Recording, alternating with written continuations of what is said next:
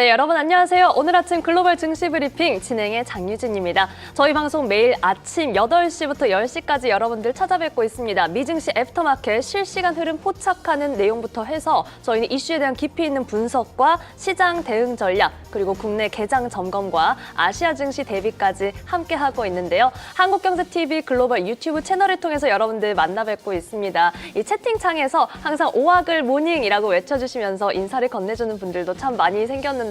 앞으로도 많은 응원과 댓글, 관심과 참여를 부탁드리겠습니다. 자, 그럼 간밤의 미증시 흐름부터 바로 체크해보죠. 저희는 3대 지수가 지금 모두 상승 흐름을 또 한 번 보여주었습니다. 특히나 이번에는 좀 기술주들이 강한 모습을 보였고 엔비디아 같은 경우는 52주 신고가를 경신하기도 했죠. 이런 내용들 포함해서 시장은 또 어떤 이야기들에 귀 기울였고 기업들은 각각 어떤 이슈를 내놨는지 저희는 보다 꼼꼼하게 그리고 또 빠르게 체크해보겠습니다. 자, 오늘도 여러분들의 아침을 함께 열어주는 새벽 요정 김예림 아나운서, 오은비 아나운서 함께합니다. 어서 오세요. 네, 안녕하세요. 오늘 두 분이 아주 꽃밭 같은 전 약간 풀 같지 않나요? 색 조합으로 가장 싱그럽고 화사한 또 이런 모습으로 낙엽. 인사를 드리겠습니다. 네. 오늘 약간 그 디스 유전자가 발동되는 느낌인데. 전 낙엽을 좋아해서요. 아, 그래요? 네. 죄송합니다. 자, 가을이 또 찾아왔으니까 저희가 함께 미증시 우선 체크를 해볼 텐데. 네. 자, 우선 간밤의 시장 상황 우리 김예림 아나운서가 바로 확인을 해주실까요? 역시나 많은 분들이 또 인사를 해주고 계시네요. 안녕하세요. 네, 그럼 미국 증시 마감 시황 바로 확인해 보도록 하겠습니다. 오늘장 미국 증시 일제히 상승했습니다. 미국 연방정부의 셧다운 우려 그리고 전문직 비자죠 H-1B 비자 수수료를 크게 올리기로 한 게 장 초반부터 투자 심리를 좀 위축시키기도 했는데요. 하지만 오늘장의 구원 투수는 바로 기술주, 그중에서도 엔비디아였습니다. 엔비디아와 오픈 AI가 대규모 AI 인프라를 구축하기 위해 손을 잡은 건데요. 골드만삭스에서는 오늘도 대형 기술주들이 강세에 힘입어서 주가가 사상 최고치를 기록한 만큼 이제 정말 책임감 있는 강세 전략을 취해야 한다, 이렇게 조언하기로 했습니다. 오늘 미국 증시 3대 지수는 다시 한번 사상 최고치로 마감했고요. 러셀 2000 지수는 0.59% 상승했습니다. 한편 오늘 미국의 국채시장은 시장을 움직일 만한 지표가 나오지 않아 비교적 한산한 분위기를 이어갔습니다. 그래도 이번 주에 나올 미국의 8월 PCE죠. 인플레이션 지표를 주시했고요. 동시에 오늘 나온 연준위원들의 발언을 좀 눈여겨보고 있는데요.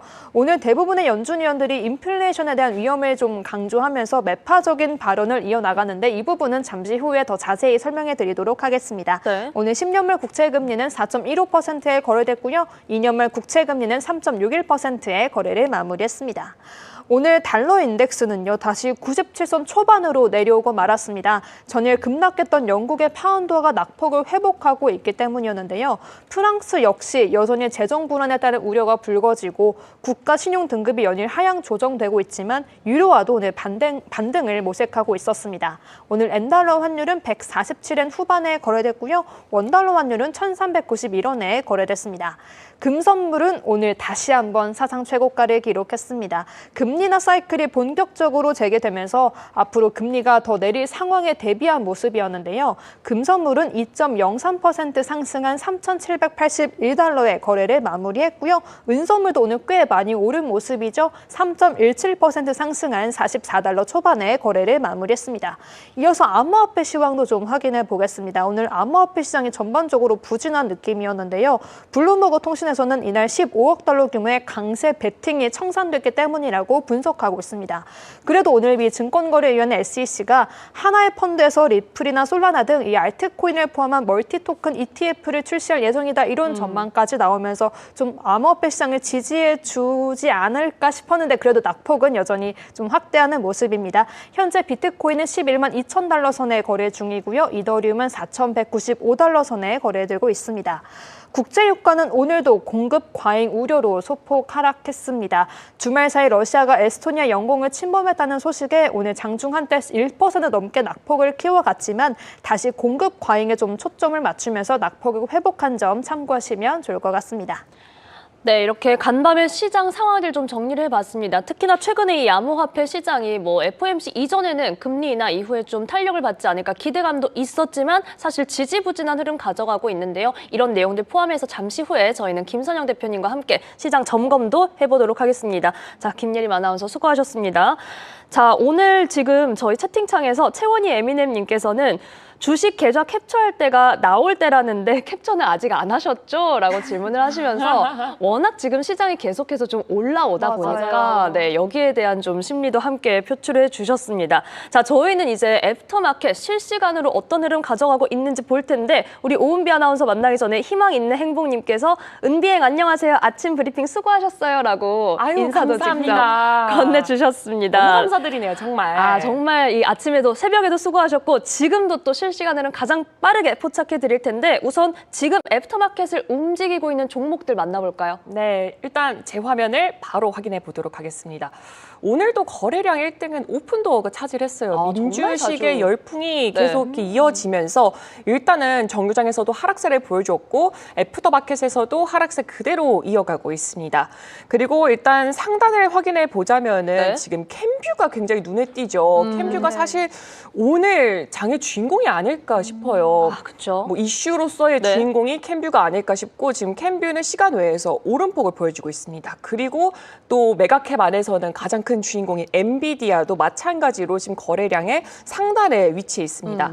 상승률 상위 종목을 보자면 오랜만에 두 자릿수 상승폭을 보여주는 종목이 눈에 띄는데 슈퍼리그 엔터프라이즈라는 종목이고요. 네. 디지털 자산 재무 투자자인 에보펀드의 1,000만 달러 규모의 전략적 지분 투자를 기반으로 사모자금 조달에 대한 최종 계약을 체결했다라는 소식이 있었습니다. 지금 시간 외에서 무려 201.83% 와. 상승하는 모습 보여주고 있습니다. 그리고 쭉 내려보자면은 아무래도 오늘장 안에서도 이렇게 상승폭을 크게 보이는 종목들은 시가총액이 전반적으로 낮은 종목들이고요. 하락률 상위 종목들도 확인해 보겠습니다. 지금 여기 파이어플라이라는 종목이 있는데 지금 상장한 지 한 달밖에 안 됐어요. 오늘 실적을 발표했거든요. 요건 잠시 후에 제가 자세하게 어떻게 실적이 나왔는지 전해드리도록 하겠습니다. 네, 이렇게 현재 애프터마켓 무버들 만나봤습니다. 지금 정연두님께서 캠뷰가 올랐네. 역시 타코는 진리다. 이렇게 또 말씀을 해주셨는데 저희가 잠시 후에 이 내용 함께 또 꼼꼼하게 오은비 아나운서와 살펴보겠습니다. 자, 먼저 첫 번째 애프터마켓 특징주로는 스텔란티스가 자리 잡고 있네요. 네, 자동차 그룹이죠. 스텔란티스가 유럽 자동차 시장이 침체된 이 상황 속에서 그 대응을 하기 위해 프랑스 푸아시 공장의 생산을 잠시 멈추기로 했다는 소식이 나왔어요. 네. 푸아시 공장은 파리의 서쪽편에 위치해 있는데요. 오는 10월 13일부터 31일까지 한 3주 정도 운영이 중단됩니다. 회사가 이렇게 결정한 이유는 판매 부진으로 늘어난 재고를 정리를 하고 또 공장을 멈춘 김에 설비도 점검하고 직원들을 교육하는 기회로 삼겠다라는 겁니다. 쉽게 말하면 이 힘든 시기를 이용을 해서 몸을 가다듬는 자기 정비의 시간을 갖겠다라는 거죠. 현재 푸아시 공장에는 2,000명 정도의 직원이 일하고 있고요. 여기에서는 DS3, 오펠 모카 같은 소형 SUV가 주로 생산이 되고 있습니다. 이번 조치가 직원들의 고용에 직접적인 영향을 주는 건 아니지만 시장 침체가 계속해서 길어질 경우에 이 생산 중단이 반복될 수 있다라는 우려감도 나오고 있고요. 그래서 애프터 마켓에서도 주가가 네. 좀 흔들리지 않을까라는 생각을 했는데 그럼에도 불구하고 주가는 오히려 소폭 상승하는 모습을 보여줬습니다. 그리고 또 방금 전에 나온 소식도 전달해 드리자면 트럼프 네. 대통령이 우즈베키스탄 항공이 보잉 787 드림라이너를 최대 22대 80억 달러 정도 이상 매입할 것이다라는 소식까지 덧붙였으니까 보잉의 주가도 한번 주목해 보시면 좋을 것 같습니다. 네, 이렇게 스텔란티스에 이어서 보잉에 대한 또 오늘도 가장 빠른 은비카세 소식도 정말 빠르죠? 함께 네. 전해주셨습니다. 자, 이번에는 그러면 스타벅스로 가볼 텐데요. 스타벅스는 인사 소식이 나와 있네요. 네, 스타벅스에서도 좀 중요한 변화가 있는데요. 회사의 최고 기술 책임자, 즉 CTO가 은퇴를 앞두고 회사를 떠나게 된 거예요. 이 임원은 2022년, 한 3년 전이죠. 이때 스타벅스에 합류해서 지금까지 기술 부분을 이끌어왔어요. 근데 이제 은퇴를 결정하면서 그 자리를 내놓게 된 겁니다. 스타벅스는 당장 새 CTO를 바로 임명하지는 못했어요. 그래서 정식 후임자가 올 때까지는 내부의 이 다른 기술 리더를 임시 책임자로 세워서 공백을 메우겠다 이렇게 밝혔어요. 이 소식은 일단 브라이언 니콜 CEO의 경영 스타일과도 좀 연결이 될 수가 있는데요. 니콜 CEO가 지난해 이제 스타벅스에 합류를 했잖아요. 그래서 경영진을 대폭 교체를 하거나 재편하는 과정을 굉장히 꾸준히 진행을 해왔어요. 왜냐면은 최근에 몇 년 동안 스타벅스를 잘 살펴보자면은 매출이 기대만큼 나오지 않으면서 정체를 겪었고 특히나 중국 시장에서 부진한 게 굉장히 눈에 많이 띄었잖아요. 그래서 니콜 CEO는 회사를 새롭게 바꾸려는 작업을 하고 있고 이번 CTO 교체도 그 과정 중에 하나라고 볼 수가 있다라는 분석이 함께 나오고 있습니다. 네, 해당 소식 우선 당장 영향을 주고 있지는 않지만 스타벅스 우선 정규장에서는 오름세를 보였었고요. 앞서 우리 은비 아나운서가 짚어준 보잉도 주가 흐름 잠깐 짚어보겠습니다. 정규장에서는 1%대 내렸지만 애프터마켓에서는 이 낙폭을 꽤나 만회하는 1% 가까운 상승폭을 켜내고 있다는 점 함께 확인해 보시기 바랍니다. 자, 이번에는 또 이 제약바이오 섹터에서 특징주가 기다리고 있는데 렉시콘 파마슈티컬스 어떤 소식 있나요? 네, 렉시콘 파마슈티컬스는 제약회사인데 일형 당뇨병 치료제 자인퀴스타의 신약 허가 진행 상황을 보고를 했어요. 회사는 지난해 12월 FDA로부터 완전 응답서라는 문서를 받았어요. 이건 쉽게 말해서 허가를 바로 내주기는 조금은 어렵고 추가로 보완을 해야 될 부분이 있다라는 뜻을 담은 답변서예요. 그중 하나가 당뇨병성 케톤산증이라는 위험과 관련된 우려였는데요. 이거는 당뇨병 환자에게 나타날 수 있는 심각한 합병증이고요. 혈액에 산성물질이 쌓이면서 생길 수 있는 응급 상황을 말합니다. 렉시콘은 이 문제를 해결하기 위해서 해외에 있는 정말 여러 연구기관에서 진행했던 임상 데이터를 모아서 FDA에 추가로 제출을 했습니다. 하지만 이 FDA는 이 자료를 검토하는데 시간이 조금은 더 걸릴 것 같아라고 하면서 원래 올해는 9월쯤에 이제 발표가 예정이 되어 있었는데 네. 그게 타입 D 미팅이거든요. 근데 이제 이게 한 4분기로 미루겠다. 그러니까 연말까지는 좀 미루겠다라고 발표를 했어요. 그래서 일단 시간 외에서는 4.31% 상승폭을 그려내고 있습니다. 네, 렉시콘 파마슈티컬스 이 일정이 좀 미뤄지긴 했지만 관련된 내용들이 계속해서 전해진다면 기대감을 꽤 크게 가져가지 않을까라는 생각이 좀 듭니다. 자, 이번에는 장 마감 후 실적을 발표했죠. 네. 파이어플라이 살펴볼까요? 네, 하락률 상위에 있었죠. 아하. 네, 진짜 파이어플라이는 지난달에 상장했거든요. 그래서 이번에 첫 실적을 내놨습니다. 근데 기대에는 조금 못 미쳤어요. 매출도 주당 순이익도 시장에서 예상했던 그 수준보다는 낮게 나왔습니다. 그럼에도 불구하고 제이슨 킴 CEO는 부정적으로는 보진 않았어요. 이번 실적은 단순히 성적표가 아니라 로켓 발사와 우주선 제품 개발에서 회사가 꾸준하게 앞으로 나아가고 있다는 신호다 이렇게 설명을 한 거예요. 특히 앞으로는 이 발사 횟수 자체를 많이 늘리고 국가안보 임무에 대한 수요가 커지고 있기 때문에 그 수요를 맞추기 위해서 여러 기체를 준비하고 있다라고 강조했어요. 또 회사의 첫 번째 달 탐사용 우주선이 이클립스거든요. 이클립스 발사가 빠르면은 내년에 이루어질 수 있다라는 기대감까지 내놨습니다. 그리고 올해 매출 전망도 제시했는데 1억 3,300만 달러에서 1억 4,500만 달러 사이로 잡았어요. 시장 예상치가 1억 3,850만 달러였으니까 회사의 이 가이던스는 중간값 기준으로는 약간 더 낮은 수준이라고 볼 수가 있겠습니다. 일단은 실적 자체도 잘 나오지는 못했고 가이던스도 부진했기 때문에 CEO가 이 당당한 자신감을 표출을 했지만 일단 사람들은 찍히는 그 숫자가 중요하잖아요. 이 숫자에 주목하면서 정규장 안에서는 그래도 9% 넘게 올라갔지만 애프터마켓에서는 12%나 하락하고 있습니다. 네, 저희가 사실 최근에 이 상장한 지 얼마 안 된 기업들이 첫 실적 발표를 하고 나면은 눈높이가 너무 높았기 때문에 오히려 투자자들이 좀 실망을 하는 경우가 나오기는 했는데 그게 지금 정규장과 애프터마켓 흐름에 나타나는 것 같습니다. 하지만 지금 파이어플라이 에어로스페이스 같은 경우는 오히려 성장성에 조금 더 주목해야 되지 않을까 이런 이슈들도 함께 저희가 살펴봤습니다. 자, 이번에는 애프터마켓에서도 그렇고 사실 장 초반 개장 전이었나요? 이 네. 예고가 나온 게 아마 좀 이른 시간이었기 맞아요. 때문에 정규장에도 많은 흐름들이 좀 반영됐었는데 캠뷰를 좀 안 짚고 넘어갈 수가 없습니다, 정말. 그렇죠. 일단은 트럼프 대통령의 그 연설이라고 하죠. 이거는 장 마감 이후에 나왔고요. 네. 일단 트럼프 행정부가 오늘 임신 중에 타이레놀의 성분 아세트 아미노펜이 자폐증과 연관이 있을 수가 있다라는 입장을 내놨어요. 사실 사실 이거에 관한 소식을 뭐 조만간 발표할 거다라면서 제가 얼마 전에도 전달해드린 바가 있는데요.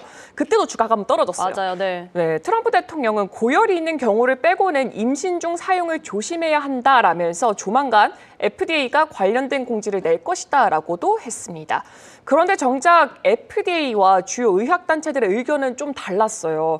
이들은 이 정해진 용량만 지킨다면 임신 중에도 아세트아미노펜은 안전하다라고 강조를 하고 있어요. 실제로 이 약은 임산부들이 통증이나 열을 완화할 때 가장 많이 또 가장 안전하게 쓰이는 약이다라고 알려져 있습니다. 여기에 약을 만드는 캔뷰도 반박에 나섰는데요. 이 캔뷰 측은 아세트아미노펜과 자폐증 사이를 연결할 만한 과학적 근거는 전혀 없다라면서 괜히 임산부들에게 불안만 주는 거라고 지적을 했어요. 또 대체할 만한 약이 뚜렷하지 않다 보니까 이런 이야기가 확산된다면 임산부들이 그러면 이제 고통을 참을 거 아니에요. 위험할 수도 있어 이러면서 그쵸. 고통을 참고 버티거나 오히려 지금 검증되지 않은 더 위험한 약을 쓸 수 있다라면서 우려감을 내비쳤습니다. 그래서 일단 또 그 전을 살펴보자면 이렇게 관련 조사를 시작한다 얘기만 나왔을 때도 캔뷰의 주가는 크게 흔들렸는데 그쵸. 일단 이제 간밤에서는 이런 얘기를 트럼프 대통령이 할 거다라는 소식에 정규장 안에서는 7.47%나 하락했어요. 근데 오히려 트럼프 대통령의 발언이 끝난 다음에는 주가가 반등세를 보여주면서 4.48% 상승을 했습니다. 그래서 제가 왜 주가가 올랐을까에 대해서 굉장히 열심히 찾아봤어요. 근데 의견이 너무 많이 갈리더라고요. 일단은 뭐 변동성이 지금 워낙 크게 있기 때문에 그 변동성을 이용한 매수일 수도 있다라는 주장도 있고요. FDA라던가 의학 전문가들이 이거에 대해서 아무래도 그동안 계속해서 이 약물 자체가 임산부에게 위험하지 않다라고 말했던 만큼 오늘 정규장 안에서 주가가 많이 빠졌잖아요. 그래서 다음번에는 이게 확실히 아니다라고 발표가 난다면 주가가 오를 수 있기 때문에 미리 선매수하는 거다라는 의견도 있고 지금 의견이 한 10가지로 나눠져 있기 때문에 여러분도 이 캔뷰를 투자하실 거라면은 꼭 이 부분은 주의하시면서 투자하시길 바랍니다. 정말 이 주가 흐름을 보니까 다각적인 검토가 필요한 시점입니다. 그렇죠. 그리고 사실 뭐 기자회견을 발표를 예고해놓고 나서 발표했을 때 내용이 아주 막 새롭고 아주 달라진 내용은 아니었기 맞아요, 때문에 맞아요. 네, 그래서 애프터마켓이 조금 낙폭을 만회하지 않나 싶은데 캔뷰에 대한 내용들은 여러분과 저희도 함께 계속해서 팔로우업 좀 해보겠습니다. 은비 아나운서 수고하셨습니다. 네.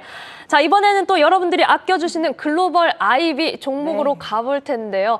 예림 아나운서 요즘 타율이 참 대단한 게 저희가 예전에 글로벌 IB에서 소개해드렸던 종목이 또 오늘 특징주에 맞아요. 대기하고 있더라고요. 아, 이거 비밀인데, 그쵸? 이따가 잠시 후에 또 이 네. 부분 확인을 해보시고요. 자, 오늘의 첫 번째 종목은 클라비오입니다. 어떤 기업일까요? 맞습니다. 오늘 첫 번째로 준비한 글로벌 IB 종목은 클라비오입니다. 이름이 되게 귀엽죠. 클라비오는 고객 마케팅 플랫폼 기업인데요. 이메일과 문자 메시지를 기반으로 마케팅을 하는 기업입니다. 쉽게 말해서 온라인 쇼핑몰이나 특정 브랜드 고객들을 대상으로 맞춤형 메시지를 보내는 거죠. 최근에는 기업들과 고객들이 소통을 할 수 있도록 또 도와주고요. 고객들의 데이터를 분석도 해주고요. 또 고객들의 리뷰까지 관리해주는 기업입니다.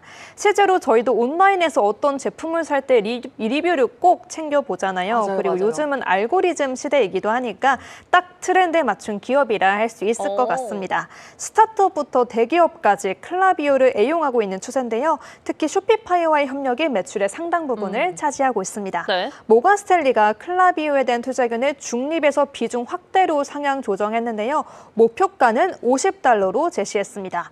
모건 스탠리는 이제 클라비오가 단순히 이메일 마케팅 업체를 넘어서 고객들의 전반을 다루는 플랫폼 기업으로 성장하고 있다고 말했는데요. 연간 20%가 넘는 매출 성장을 꾸준히 이어가고 있고요. 앞으로 3년간 이 매출을 계속해서 달성할 수 있을 거라 보고 있습니다. 그런데 가장 중요한 건 클라비오의 주가가 지금 너무 싸다는 것이죠. 동종 소프트웨어 기업 대비 주가가 40%나 저렴하다고 말한 건데요. 네. 이 정도 기업의 이 가격은 너무 싸다 이렇게 말하면서 이번 주에 클라비오가 첫 애널리스트 데이를 열거든요. 현재 시간으로 25일에 열리는데 여기서 또 어떤 모델, 어떤 비전을 공개할지 유심히 지켜봐야 한다고 강조하기로 했습니다. 네, 이번 주에 이벤트를 앞두고 있는 클라비오 목표 주가 $50로 모건 스탠리가 제시했다는 점 함께 전해드렸습니다. 자, 두 번째 종목은 또 어떤 종목일까요? 네, 오늘 두 번째 글로벌 IB의 종목은 바로 웰타워입니다. 웰타워는 꽤 유명한 기업이라고도 할 수 있죠. 미국에서 가장 큰 헬스케어 리츠 기업입니다. 헬스케어 리츠 기업에 대해 좀 설명해 드리면요. 병원이나 요양병원, 클리닉 등이 헬스케어 기업들에게 기업들 부동산에 투자하고요. 임대 수익을 올리는 기업인데요. 그러니까 병원을 임차해주고 임대료를 받는 시스템인 거죠. 금리 인하의 대표적 수혜주 중에 부동산이랑 헬스케어가 들어가 있잖아요. 이 두 개를 합친 거라 보시면 좋을 것 같습니다. 네. UBS가 웰타워에 대한 투자견을 매수로 제시했고요. 목표가는 $195로 올렸는데요. 바로 4가지 성장 포인트를 꼽았습니다. 먼저 첫 번째, 유기적 성장입니다. 미국이나 유럽에서도 단연 불거지고 있는 게 고령화 문제잖아요. 그런데 사실 서방 국가들 사이에서는 요양원이나 이 실버타운에 대한 이미지가 굉장히 좋거든요. 네. 그렇기 때문에 수요는 매일매일 늘어나는 거죠. 한마디로 인기가 좋은 사업을 하고 있다 생각하시면 되는데요. 두 번째로는 바로 적극적인 인수합병과 자산 확대입니다. 지난해에만 약 $60억 그리고 올해 1분기에만 $62억 투자해서 부지를 사들이고 있는데요. 워낙 수요가 많으니까 이 부분은 매출 확대를 위해서 오히려 성장 동력이 될 수 있을 것입니다. 또 웰타워가 가지고 있는 운영 시스템이 세 번째 성장 포인트인데요. 상담부터 계약, 입주, 퇴거 조치까지 한 번에 엔드투엔드 운영 플랫폼을 가지고 있어서 소비자들이 아주 편리하게 이용할 수 있다고 합니다.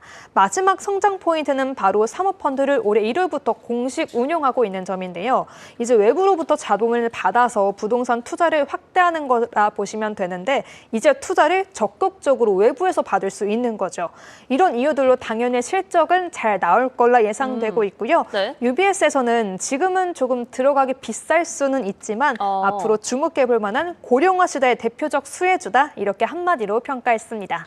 자, 두 번째 종목 웰타워였습니다. 밸류에 대한 부분은 좀 체크해야 하지만 성장 포인트가 4가지나 있고 또 우리 예림 아나운서가 예전에 그 금리 인하 수혜 섹터를 네, 할 때도 맞아요. 정말 이 두 가지 키워드가 함께 결합해 있는 상황입니다. 부동산과 헬스케어. 저희가 예전에 에비에나 헬스케어 홀딩스 얘기할 때도 이 미래 실버 산업의 중요성을 네, 좀 얘기했던 게 맞습니다. 기억이 나는데 비슷한 투자 포인트 가져갈 수 있을 것 같습니다. 자, 세 번째 종목 바로 만나볼게요. 어떤 종목일까요? 네, 오늘 마지막으로 준비한 글로벌 IB 종목은요. 바로 라이프 360입니다. 가족 구성원들의 실시간 위치를 파악할 수 있는 위치 공유 서비스를 지원하는 기업인데요.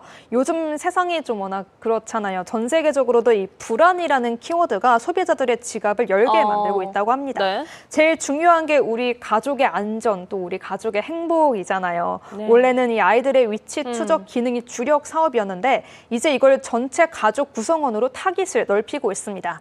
미국의 대표적인 패밀리 세이프티 앱으로 자리 잡은 건데요. 대표적인 기능을 몇 개 말씀드리자면요. 차량 사고가 발생하면 자동으로 감지해서 구조 서비스를 연결해주는 사고 감지 기능이 있고요. 특정 장소에서 출발하거나 또 도착을 할 때 알림을 보내주는 지오 펜싱 기능이 있습니다. 또 가장 중요한 기능이라 할 수 있죠. 위급 상황이 발생할 때 SOS 버튼을 누르기만 한다면 등록된 가족이나 응급시설에 바로 연락이 가는데요. 그러니까 이제 가족들이 어디 여행 갔을 때나 아이들이 소풍 갔을 때 걱정 없이 이 앱으로 추적이 가능한 거죠. 네. 실제로 전 세계 월간 활성화 이용자 수가요. 올해 2분기에 8,800만 명에 도달했습니다. 지난해 대비 25%나 증가한 거고요. 미국에서만 220만 명이 증가한 건데요. 투자 의견을 보면 UBS가 라이프 360에 대한 투자 의견을 매수로 유지했더라고요.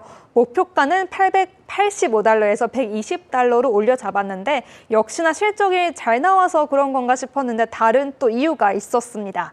최근에 아큐웨더랑 손을 잡았더라고요. 아큐웨더는 워낙 유명한 기상 예보 서비스 기업이죠. 이제 라이프 360을 이용하는 고객이라면 실시간으로 기상 특보 알림을 받아볼 수 있는 건데요. 근데 여기에 태풍이나 큰 재해 상황이 올 텐데 이때 그럼 구호 물품이나 이 수리 서비스 같이 자연 재해를 대비하기 위한 물품의 광고가 들어간다고 합니다. 네. 광고가 증가하면 자연스럽게 매출이 크게 뛰어오를 텐데요. 사실 매출이 올릴 때 광고만 한 게 없잖아요. 2분기 이용자 수도 이렇게나 많이 늘었는데 여기에 광고 매출까지 더한다면 긴 설명이 필요 없을 것 같습니다.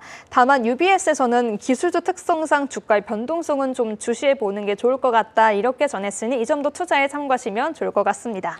네, 어느덧 세 번째 종목으로 라이프 360을 만나봤습니다. 어찌 보면 여행 갈 때 그리고 이제 가을 태풍 이런 이야기들 네, 나오니까 맞습니다. 좀 꼭 필요하지 않을까 그런 마음이 또 들기도 하네요. 목표 주가 120달러로 UBS가 상향했다는 내용까지 함께 전해드렸습니다. 아, 글로벌 IB 시간을 왜 이렇게 항상 끝날 때 정말요. 아쉬운지. 한 10개만 더 해주세요. 그럴게요. 네. 저번에 5개에서 10개로 늘었네요. 네, 욕심이 좀 과해요, 제가. 아, 안 돼요, 이렇게. 아니 오늘도 채팅창에서도 셋 다 처음 들어보는 종목이다 이렇게 맞아요. 얘기를 해주시는 분도 계시고 채팅창에서 얼마나 이 많은 분들이 두 분을 아끼는지 5학을 시청하고 나서 가끔 보는 당잠사를 거의 매일 보고 있다 오, 이렇게 정말요? 역으로 가시는 분도 계시니까요.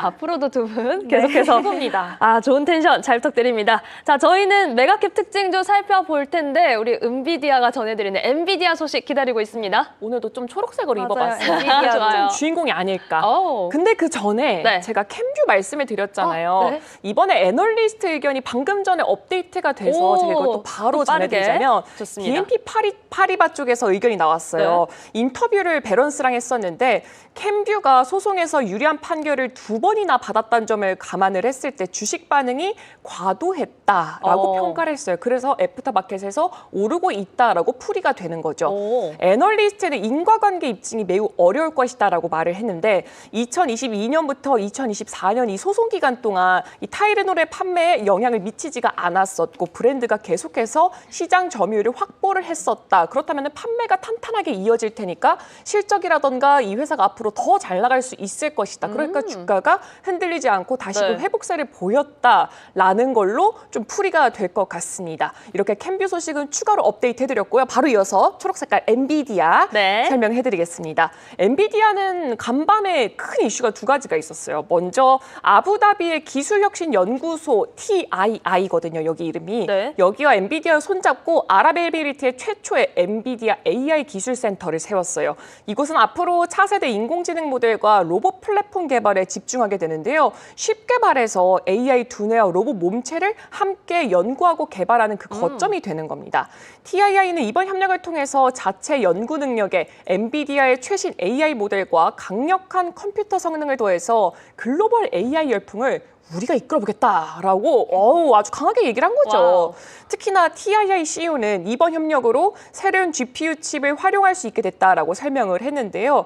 그가 언급했던 칩 이름은 토르입니다. 이 칩은 훨씬 복잡하고 정교한 로봇 시스템을 만드는 데 도움을 준다고 해요. 실제로 TII는 현재 휴머노이드 로봇도 만들고 있고 4발 달린 이 사족 보행 로봇도 만들고 있고 로봇 팔도 개발을 하고 있어요. 근데 여기에 더 큰 뉴스가 하나 더 생겼습니다. 이 소식 이후에 한 2시간 뒤에 나왔거든요. 엔비디아와 오픈 AI가 대규모 협력을 하겠다라고 밝힌 거예요.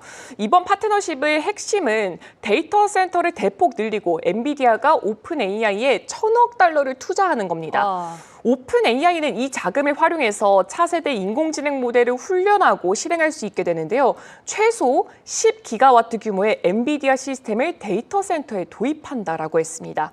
여기서 10기가와트라고 하면은 좀 수치가 와닿으세요? 아니요. 절대 안 와닿을 네, 거예요. 그러니까요. 이게 쉽게 말하면은 후버댐 4곳이 생산하는 전력이랑 비슷한 규모고요. 약 800만 가구가 동시에 쓸 수 있는 전력에 해당됩니다. 어마어마하네요. 그만큼 그쵸. 네. 이 어마어마한 전력이 필요하게 되는 이 초대형 프로젝트다라는 와우. 거죠. 어마어마하죠? 네. 정말 지금 뭐 엔비디아가 전해온 소식도 그렇고 이를 필두로 계속해서 AI 관련 투자는 요즘에 확대되는 맞아요. 이야기들이 맞아요. 워낙 많이 전해지고 있어서 정말 AI는 이제 절대 거부할 수 없는 대세다. 거품론은 맞습니다. 뭐 싹 지운 셈이 되는 것 같습니다.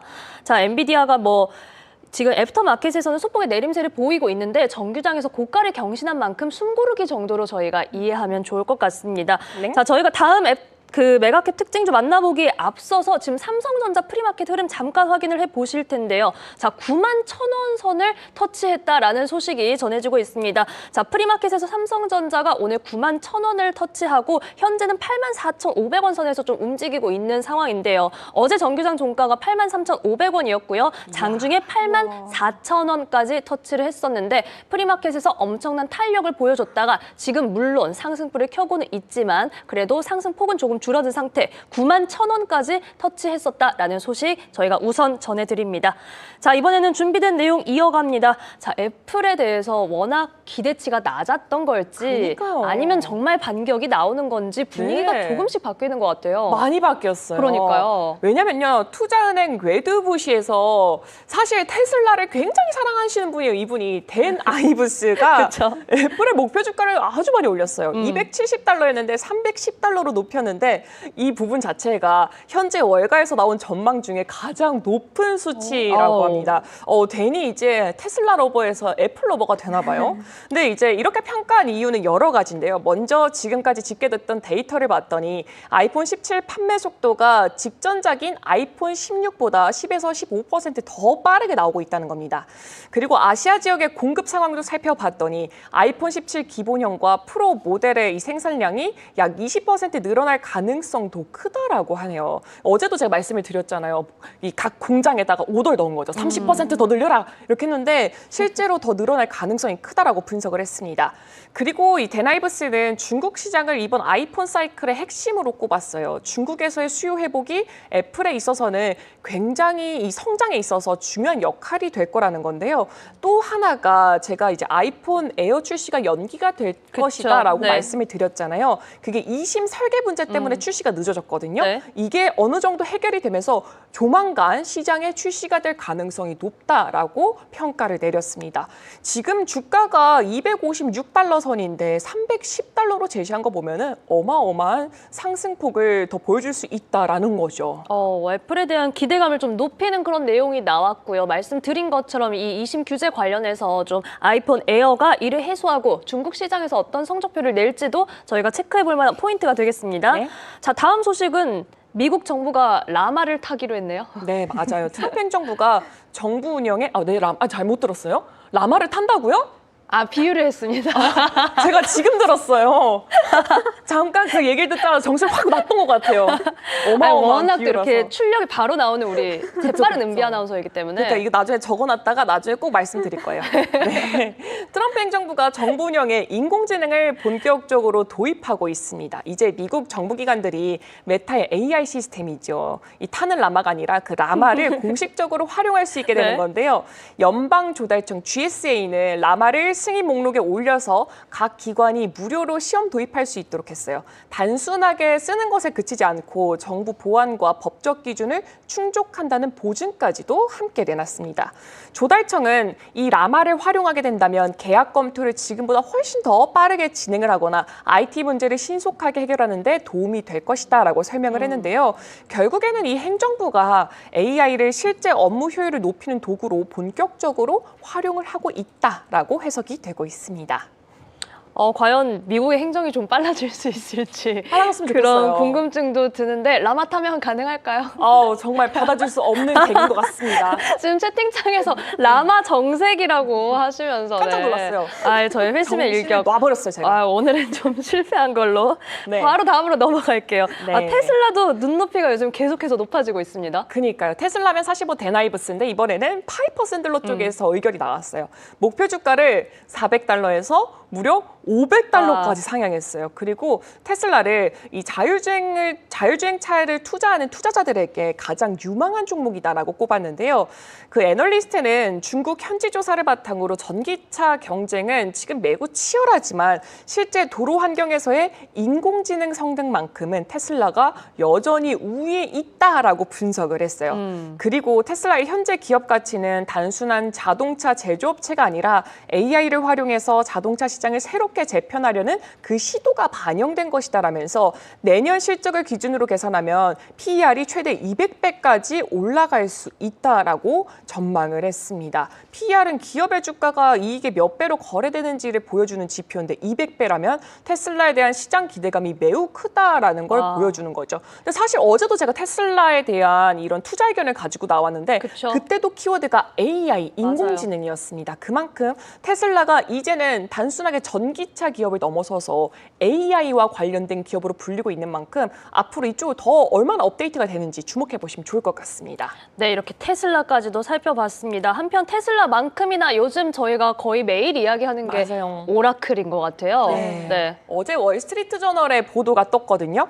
트럼프 대통령이 이번 주 후반쯤에 행정명령을 통해서 틱톡 거래를 승인할 예정이라고 해요. 이 명령에는 이번 합의가 법적으로 문제가 없다는 선언까지도 함께 담길 예정이라고 하는데요. 네. 앞서 트럼프 대통령은 틱톡의 미국 사업을 중국 바이트댄스에서 미국 소유주로 이전하는 문제에서 진전이 있었다라고 말한 바가 있어요. 실제 거래 구조에서도 드러났는데 사모펀드 실버레이크와 클라우드 기업 오라클이 신규 투자자로 참여해서 이 새로 세워질 법인의 지분 절반가량을 보유하게 되고요. 기존 투자자들까지 합치면 미국 측이 이 지분이 약 80%에 달할 전망입니다. 네. 반면에 모회사죠. 바이트댄스의 지분은 20% 미만으로 줄어들게 되죠. 그리고 뭐 예를 들어서 기존 투자자인 서스퀘어해나 인터내셔널은 약 30% 정도 보유하게 됩니다. 또 이번 합의에는 미국인 사용자 데이터는 반드시 오라클이 운영해야 하는 미국 내 클라우드 서버에 저장을 하고 틱톡의 핵심 알고리즘도 바이트댄스가 아니라 미국에서 관리한다라는 조건이 포함된다고 전했어요.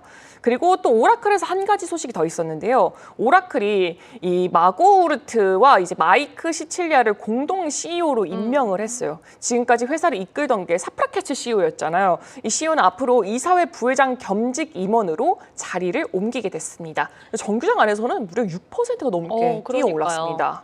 정말 하늘 높은 줄 모르고 오르는 종목 중에 하나가 요즘 오라클입니다. 인사 소식도 있었고 이 틱톡과 관련해서는 정말 앞으로 오라클의 어떤 적어도 이 정권 안에서는 입지가 더 커지지 않을까 이런 생각이 많이 들게 하는 소식입니다. 다음은 오늘 정말 이거 빨리 보여드리고 싶어서 일부러 마지막에 했어요. 그런가요? 너무너무 기대를 했는데 메세라 그렇죠. 급등을 했더라고요. 근데 메세라 기억하시나요, 앵커님?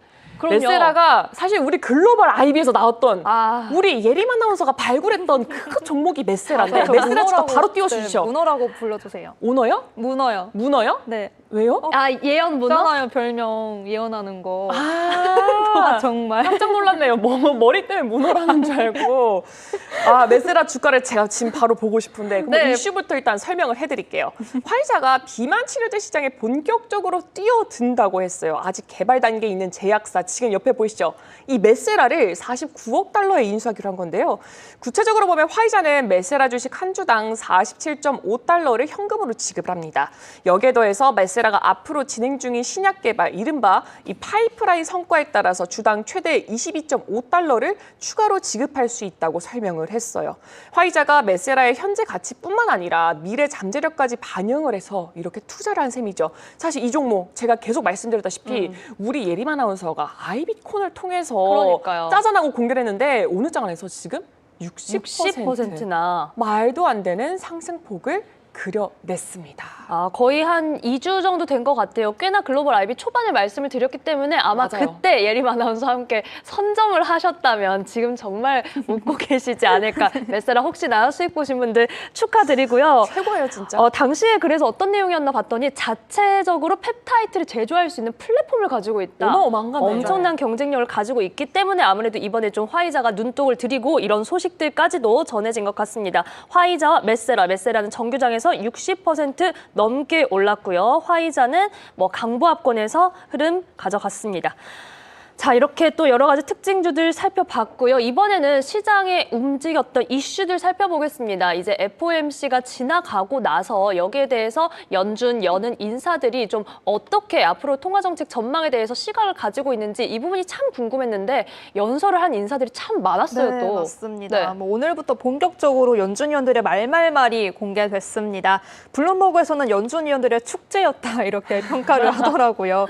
그만큼 연준 위원들의 발언이 많이 공개됐다는 건데 하나씩 어떤 포인트를 주목해보면 좋을지 전해드리겠습니다. 일단 전체적으로 평가한다면 한 명을 제외하고 생각보다 꽤 매파적이었습니다. 먼저 무살렘 세인트루이스 연은 총재는요. 통화정책에 신중하게 접근해야 한다고 강조했는데요. 고용시장이 더욱 악화될 경우에는 추가 금리 인하를 지지하겠지만 장기 인플레이션 기대치를 안정적으로 유지하는 게 더 중요하다고 밝힌 거죠. 그러니까 고용을 지나치게 강조한다는 건 또 통화정책 정책을 지나치게 완화적으로 만들 위험이 크다고 말한 건데요. 지난주 통화정책회의에서 25bp 금리 인하를 지지한 이유는 고용시장의 침체를 막기 위해서였다고 밝히기도 했지만 현재가 좀 적절한 상태다 이렇게 말하기로 했습니다. 이어서 헬멧 클리브랜드 연은 총재도 인플레이션이 여전히 높다고 지적했습니다. 인플레이션 상승률이 4년 넘게 연준의 목표치인 2%를 상회하고 있다는 점을 언급한 건데요. 인플레이션을 잡기 위해 집중해야 하고 또 경제가 과열되는 걸 피하기 위해 향후 금리 인하에 신중해야 한다는 점을 강조하기로 했습니다. 보스틱 애틀랜타 연은 총재도 마찬가지였습니다. 오랫동안 상승하고 있는 인플레이션이 걱정된다며 올해 추가로 금리를 내리는 결정에 지지하지 않는다고 말했는데요. 보스틱 총재는 올해 FOMC에서 투표권이 없긴 하지만 올해 금리를 한 번만 인하해야 한다고 주장한 사람은 자신이었다고 말하기로 했습니다. 그런데 스티브 마이론 이사는 완전히 다른 기조를 보이고 있죠. 현재 미국의 기준금리가 중립 수준보다 약 2%포인트 더 높은 긴축 영역에 있다고 주장했습니다. 더 공격적으로 추가로 금리를 인하해야 한다고 강조하고 있는 건데요. 이렇게 금리가 높으면 오히려 고용시장이 안 좋아질 수 있다고 주장하는 것입니다. 금리를 현 수준보다 2%포인트 추가 인하해야 하고 또 그럴 수 있는 경제 환경이 조성되고 있다고 말했습니다. 오늘 미국 국채금리 추이를 좀 다시 한번 확인해 보면요. 네. 모두 상승폭을 키워낸 모습이죠. 특히 통화정책에 민감한 2년물 국채금리 보시면 0.64% 상승한 3.61%에 거래된 모습 확인할 수 있었습니다. 자, 발언이 워낙 좀 다른 색깔을 확 보여줬기 때문에 네. 보는 입장에서 우선 흥미롭기는 네, 했습니다. 맞습니다. 특히나 저희가 점도표를 볼 때 혼자 뚝 떨어져 있는 점이 아마 누구이지 않을까 이렇게 짐작을 했었는데 간밤에도 또 튀는 그런 모습이 좀 있었고 제롬 파월 의장이 오늘 밤에 기다리고 네, 있죠. 맞아요. 네, 이 부분도 말을 또 할지 그러니까요. 내일 궁금하네요. 전해드리겠습니다. 네, 내일도 김예림 아나운서 네. 이 내용 확인해 볼 거고요. 저희가 방송을 이제 9월을 맞이하면서 시작했기 때문에 사실 네. 좀 조심스러운 전망들이 있었어요. 네, 뭐 계절적 맞습니다. 약세, 하지만 금리 인하에 대한 기대감도 가져가는 그런 상황이었는데 지금까지 9월 증시 너무 잘 오고 있네요. 그러니까요. 네, 네. 오늘도 역시나 증시는 사상 최고치를 또 한 번 경신했습니다. 앞서 제가 시황에서 전해드린 이야기였죠. 골드만삭스가 오늘장도 기술주의 주도로 사상 최고치를 경신한 걸 보면 정말 책임감 있는 강세 전략을 취해야 한다 이렇게 말하고 있는데요. 지난 금요일에 골드만삭스는 S&P 500의 목표치를 6,800으로 상향 조정했고요. 앞으로 6개월 전망치는 7,000 그리고 12개월 전망치는 7,200포인트로 상향 조정하기로 했습니다. 대부분의 글로벌 IB들이 지금까지의 9월 약세장 트라우마를 극복한 이유 4가지를 꼽기도 했는데요. 첫 번째로 금리 인하, 두 번째로 생각보다 탄탄한 경제 성장, 세 번째로 또 생각보다 낮은 인플레이션, 그리고 마지막으로 강력한 기업들의 실적이라고 말했습니다. 그런데 문제는 주식시장이 지금 너무 강하다 보니까 신규 자금을 투자하기가 더 어려워지고 있고요. 네. 투자자들이 확실하게 선택과 집중을 할 때라고 분석하기로 했습니다.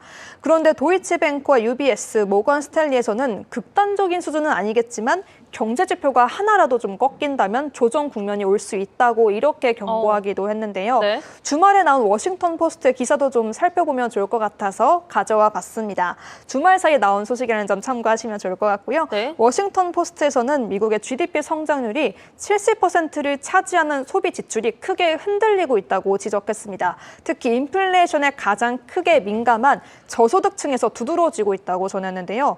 아무래도 최근 고용시장이 침체되고 있는 것과 연관이 좀 있겠죠. 무디스에서는 중산층과 고소득층마저 이제 언제 물건을 대량으로 구매해야 하는지 어떻게 하면 더 저렴한 물건을 살 수 있을지 더 전략적으로 연구하기 시작하고 있다고도 말했고요. 네. 이런 이유로 월마트와 달러트리, 달러 제네럴을 찾는 사람도 증가했다고 전했습니다.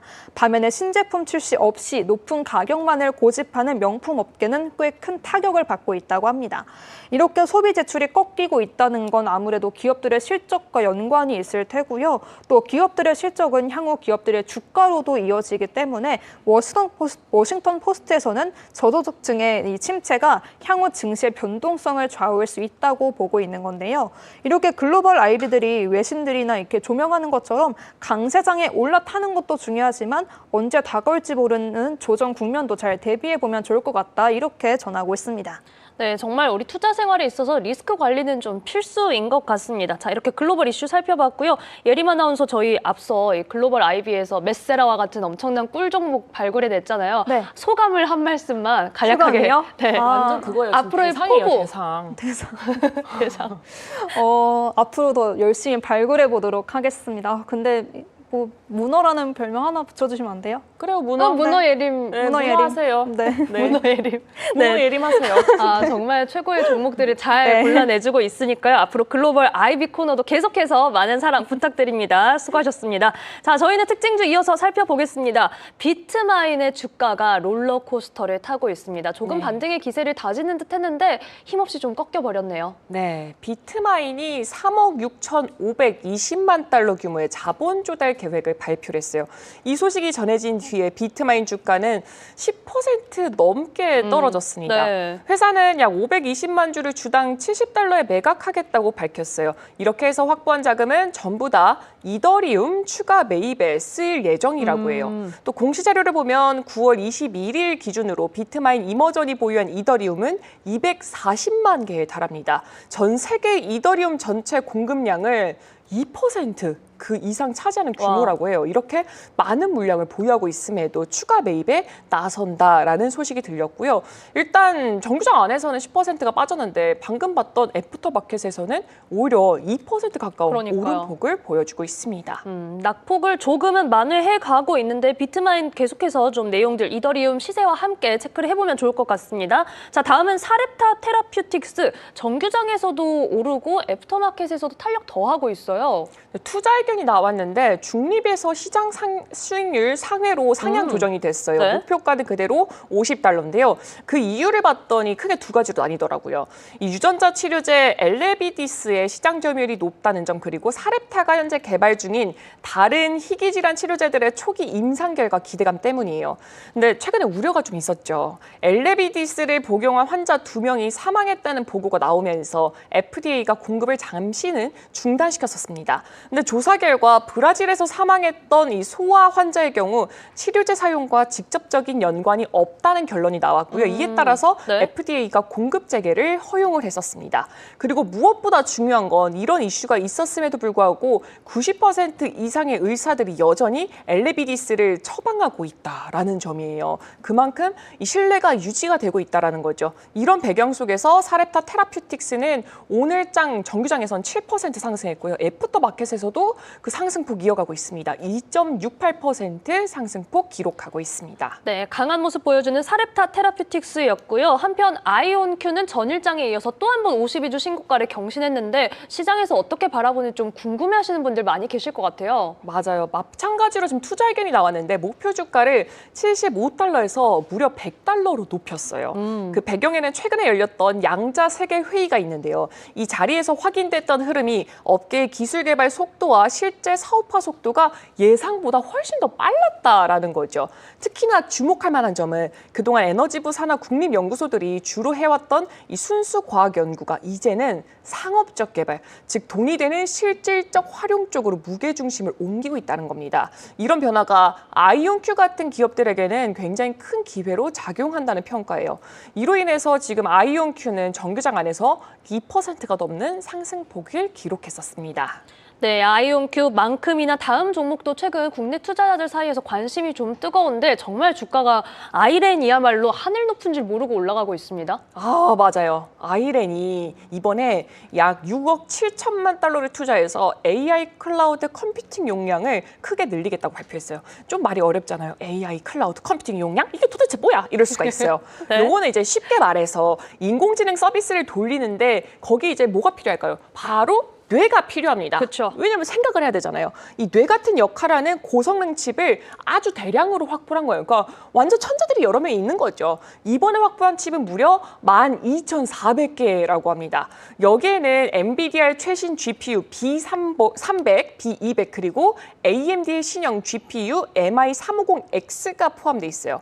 특히나 이번 건은 암호화폐 채굴 기업이 AI 서비스로 이 사업 방향을 바꾸면서 발표했던 GPU 구매 중에 최대 규모다라는 점이 오. 시장에서 엄청 주목을 받았습니다. 네. 그래서 기대감은 더욱더 커졌고요. 정규장 안에서는 8.44% 상승폭을 기록했고 지금 애프터마켓에서도 아주 소폭이지만 그래도 상승폭을 여전히 키고 있습니다. 와, 최대 규모라는 점이 정말 좀 기억에 남습니다. 앞으로 더 기대해도 되나 이런 생각이 그러니까요. 들기도 하네요. 자, 저희는 마지막으로 암호화폐 관련주들의 추이 확인해 보겠습니다. 암호화폐 관련주들이 지금 하락세를 보였어요. 근데 이게 하락했던 시점을 보면은 비트코인과 이더리움이 좀 하락폭을 깊게 그렸었거든요. 일단 간밤에는 한 3% 정도, 비트코인이 3%, 이더리움이 7% 정도 떨어지면서 전반적으로 약세 흐름을 보였습니다. 그렇다면 당연히 관련 기업들의 주가도 부진할 수밖에 없잖아요. 코인베이스가 3% 넘게 하락했고 비트코인을 대량으로 보유하고 있는 스트래티지도 지금 2.56% 하락했습니다.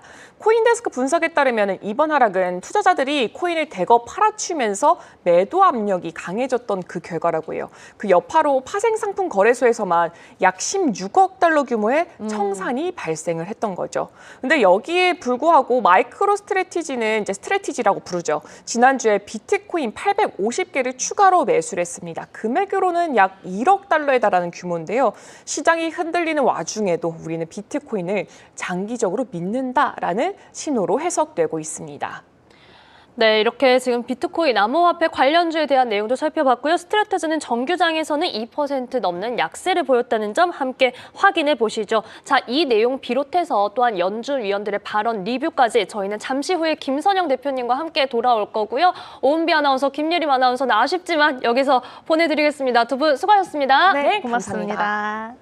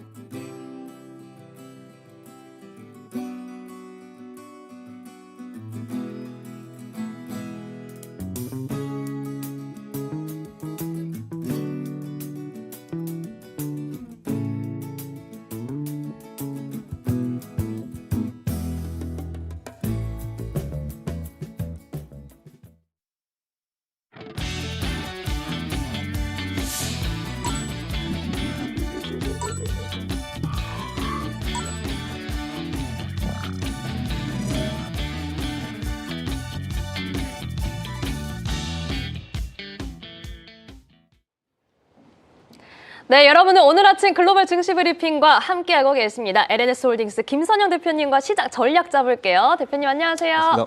네. 어제 이어서 오늘도 함께하고 지금 많은 분들도 채팅창에서 김선영 대표님과 약속 지키러 왔습니다라고 하시네요. 약속을 하셨나 봐요. 제가 협박을 했죠. 아, 협박을 하셨어요. 와달라고 제발 좀 와달라고 아, 저희 부탁을 방송에 드렸습니다. 이렇게 함께 빌었죠. 하자라고 또 얘기를 해주셨고 그 약속을 지켜주셨으니까 저희가 오늘 알찬 내용 전해드려야겠습니다. 자, 우선은 간밤에 시장은 또 한 번 올랐는데 저희가 뭐 앞서도 살펴봤지만 스티브 바이런 이사 네. 혼자서 더 공격적으로 금리 인하해야 된다 네. 이렇게 말을 하고 발언들이 참 다채롭다라기보다는 이채로웠습니다. 네. 네. 뭐 일단 그러라고 들어가 있는 분이잖아요. 네. 네, 그러라고 들어가 있는 분이기 때문에 뭐 그분은 또 강력한 주장을 하실 거라 보고 있는데 일단 또 요즘 얘기가 나오니까 또 연준에서 또 뭔가 이제 잡음이 들리고 있다라고 하면서 괜히 또 불안감을 키우고 있는 것 같은데 원래 연준 이사들이 이제 의견이 하나로 합쳐지는 경우도 사실 많긴 하죠. 그렇긴 하지만 다양한 의견이 나와야 되는 집단이에요. 그쵸. 여러 가지 네. 의견이 나와야 되는 집단이고 여러분 생각해 보십시오. 점도표를 찍었는데 전부 다 한 줄로 쪼르륵 찍으면 그렇게 참 재미가 없는 상황이 만들 수가 없잖아요. 어쨌든 중요한 포인트가 뭐냐면은 일단 연준도 다양한 분들이 있고 이분들이 각자의 어떤 의견을 제시하는 그런 집단이기 때문에 그리고 나중에 합의를 해서 합의체죠. 합의를 통해서 이제 금리가 결정되는 부분이기 때문에 일단 뭐 그런 의견들이 원래 이제 자본들이 나오는 거는 너무 당연하다라고 좀 말씀을 드리고 싶고요. 뭐 이에 따라서 이거 가지고도 다양한 어떤 언론들, 미국 언론들 기사가 나오고 있는데 이런 내용들 너무 마음 쓰실 필요 없을 것 같다라는 말씀드리고 마이런 이사의 2%포인트를 올해 더 인하해야 된다라는 저 의견에 대해서 제 의견 조금 살짝 덧붙여 보자면은 네. 말도 안 되죠. 저쯤 되면은 저 경제 위기예요. 굳이 뭐 큰일 난다. 네, 그럼요. 경제 위기가 오지 않는 이상 저렇게 한 방에 올해 다 내린다라고 하는 거는 200bp를 올해 안에 더 내린다고 하는 거는 2번 남았는데 이거는 정말 뭐 말이 안 되는 거기 때문에 저거는 마음 쓰실 필요 없을 것 같다는 말씀드리고 저는 아직도 10월 달 금리 인하도 좀 이해가 안 돼요.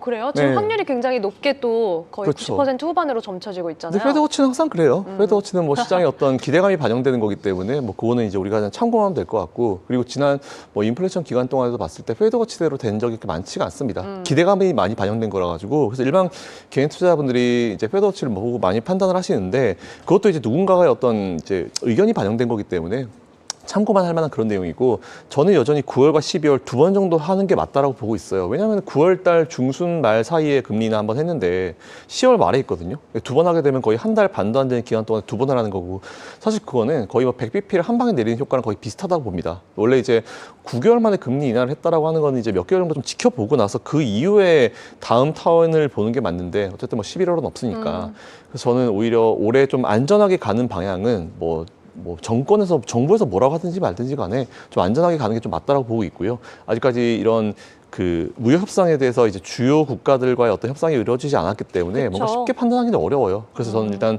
뭐 누가 뭐라고 하든지 간에 9월에 한번 했으니까 10월에 한 텀 뛰고 대신에 이제 10월과 11월이 좀 비잖아요. 그렇게 되면 이제 12월에는 만일 그 2달의 기간 동안에 문제가 좀 발생하면은 12월에는 좀 조금 문제가 있네 싶으면 100bp를 그때 가서 이제 50bp를 이제 그때 가서 고민하는 뒷것을 할 게 수도 있다. 네, 50bp를 그때 하는 게 맞고 100bp가 아니고 50bp입니다. 그때 하는 게 네. 맞다라고 보고 있어가지고 굳이 저는 10월 달에 해야 되나? 11월 때 없다 하더라도 굳이 해야 되나라는 그런 생각이 있고 만일 정말 네. 필요하다라고 하면은 긴급 회의를 또 열 수도 있어요.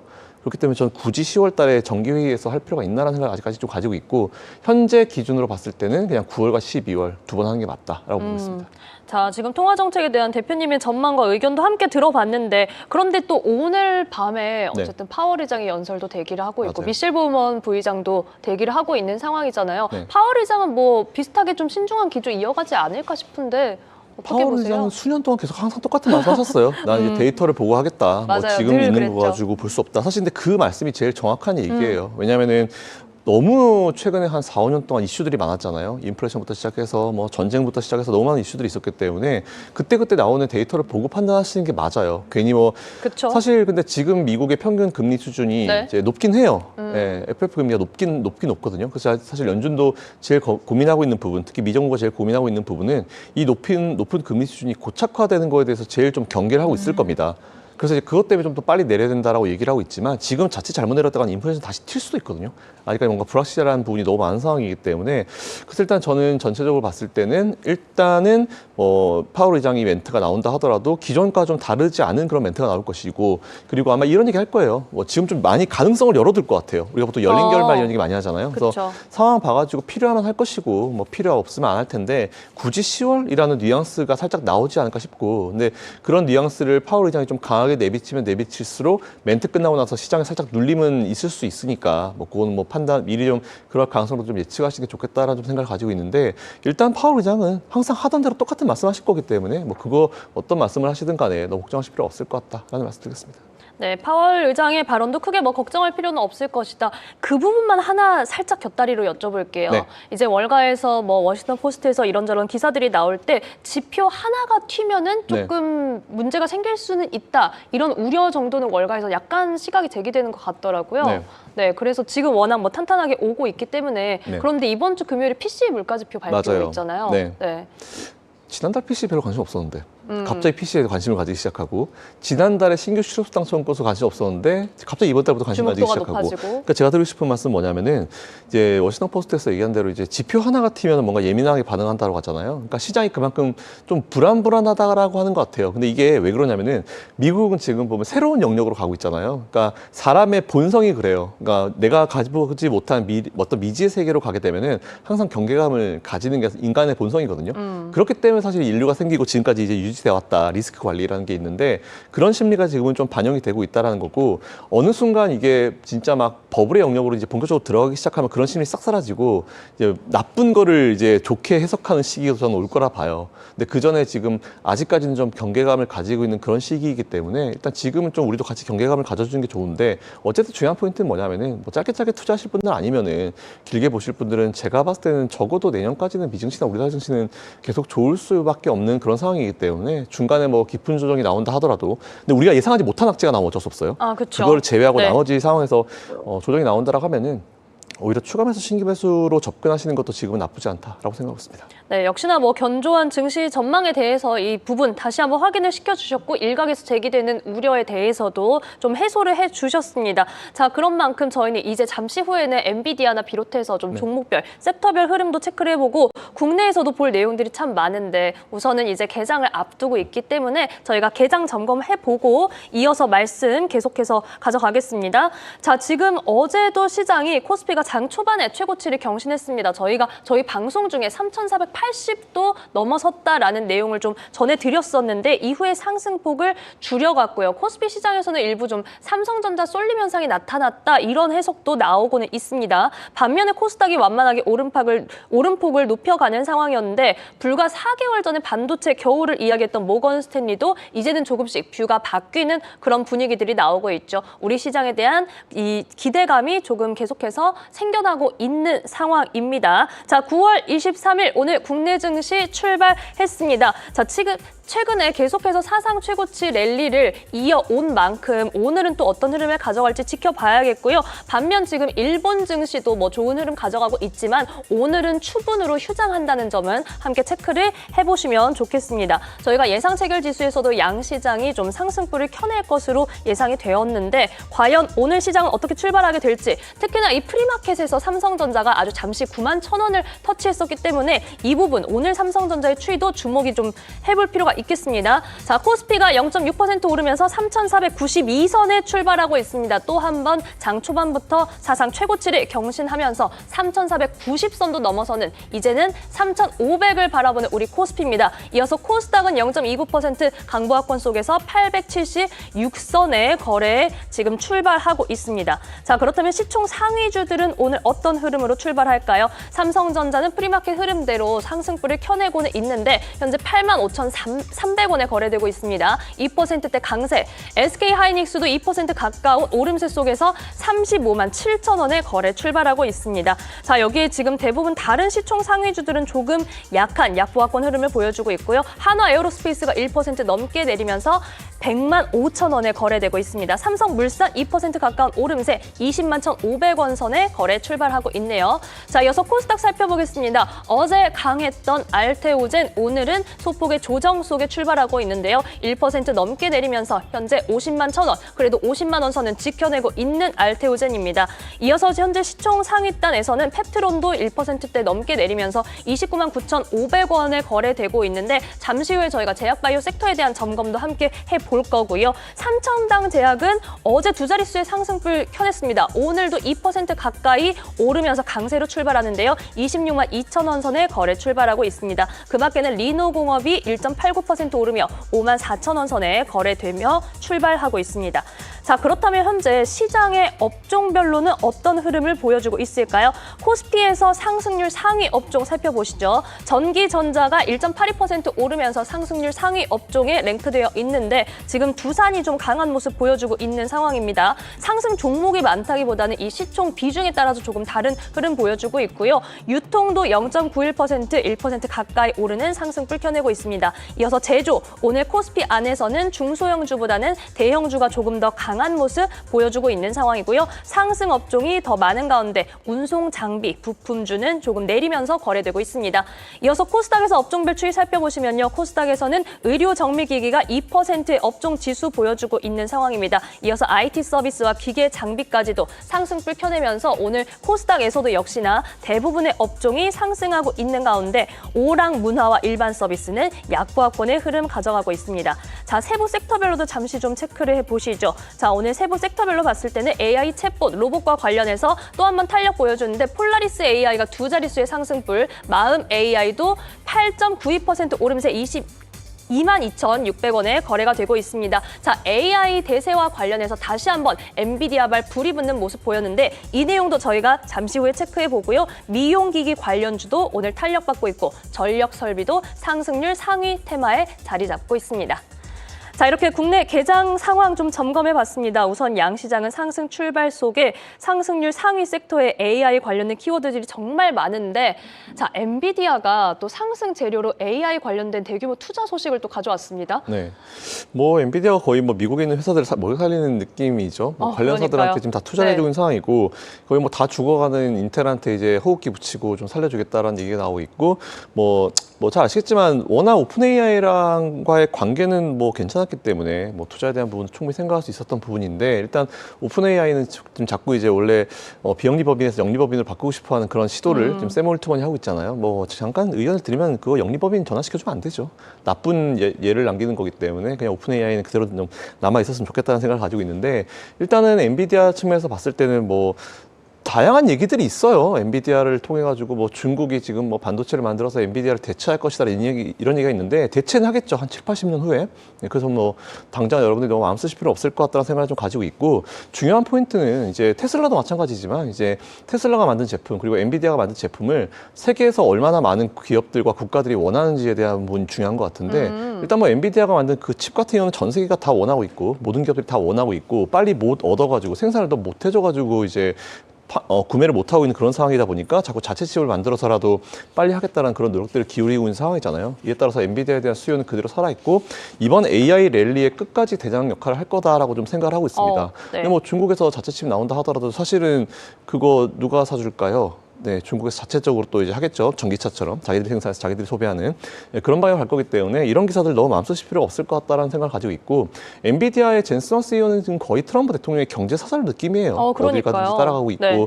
중국과의 어떤 최전선에 서가지고 이제 이런 활동들을 하고 있는 상황이기 때문에 엔비디아에 대한 어떤 수요 같은 부분은 그대로 있을 것이고, 그리고 실적에 대한 부분도 사실 이제 호퍼에서 지금 보면 이제 블랙엘로 완전히 넘긴 상황이고 이제 루빈까지 나온 그런 상황이잖아요.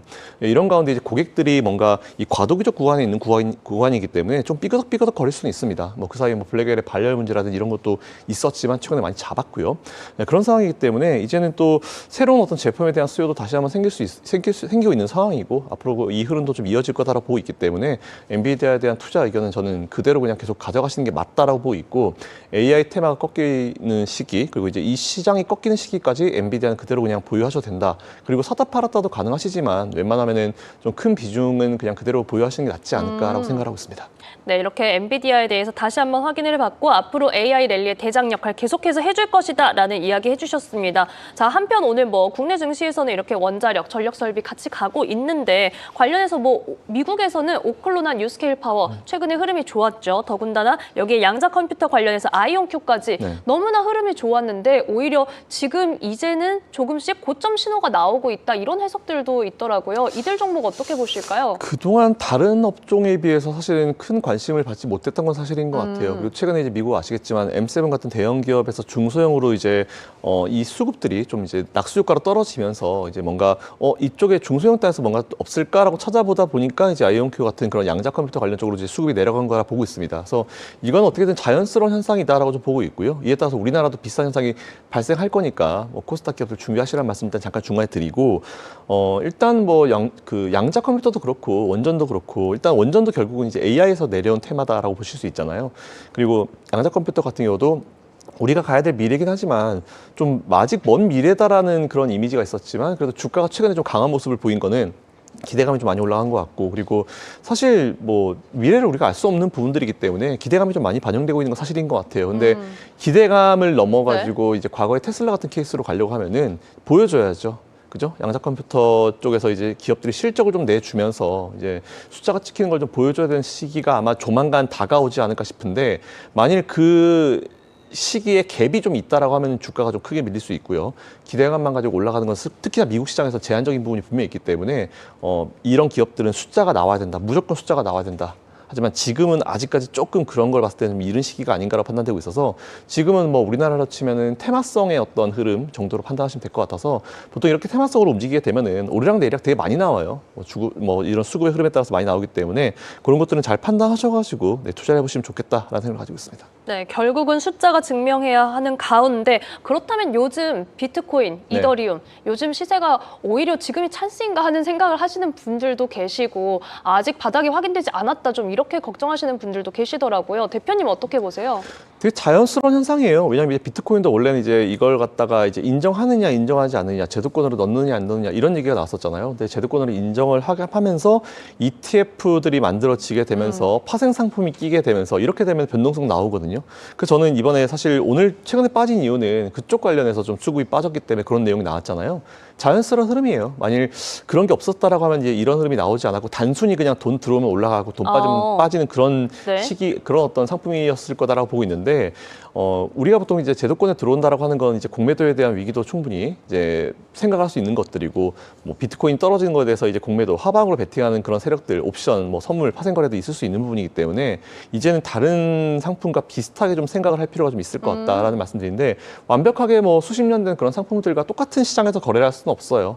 여전히 그렇다 하더라도 아직까지 비트코인이나 이 가상화폐에 대한 경계를 하고 있는 사람들은 분명히 있기 때문에 완벽하게 똑같을 수는 없지만 이제 이런 파생 상품들이 많이 만들어지기 때문에 따라가지고 그것과 관련된 흐름이라고 보시면 될 것 같아서 되게 자연스러운 흐름이라 봐요. 그 뭐 기업들도 사실 엔비디아도 그냥 올라가다가 뭐 몇십 % 조정 받잖아요. 그런 비슷한 흐름이라 보시면 될 것 같고 가상화폐를 뭐 펀더멘탈 분석이나 뭐 차트 분석이나 이런 것들은 불가능합니다. 그쵸. 저는 그렇게 생각하고 있고. 네. 그래서 제일 중요한 건 뭐냐면은 결국은 지금 금리 인하기이고 돈을 푸는 시기잖아요. 근데 그 돈이라는 놈이 되게 웃긴 게 뭐냐면 짧은 시간 동안에 최대한 많은 돈을 벌고 싶어 합니다. 그리고 24시간 놀고 싶어 해요. 거의 유일한 시장이잖아요. 가상화폐 시장이. 그렇기 때문에 저는 결국은 더 높은 자리로 올라갈 거다라고 보고 있는데 그렇다 하더라도 이제 이걸 인생의 몰빵이다라고 생각하면 저는 안 된다 봅니다. 예전에 뭐 수십 프로 올라갔을 때랑 수백 프로 올라갔을 때랑 지금은 좀 다르거든요. 네. 그러니까 지금부터는 좀 이제 포트에 넣는 건 상관없는데 비중을 다른 일반 종목들과 똑같이 10% 안쪽으로 만일 그게 제로가 된다 하더라도 나머지에서 커버 가능한 수준으로 해야지 나는 뭐 비트코인에 인생 걸었어. 여기서 몰빵했어. 그러면 이제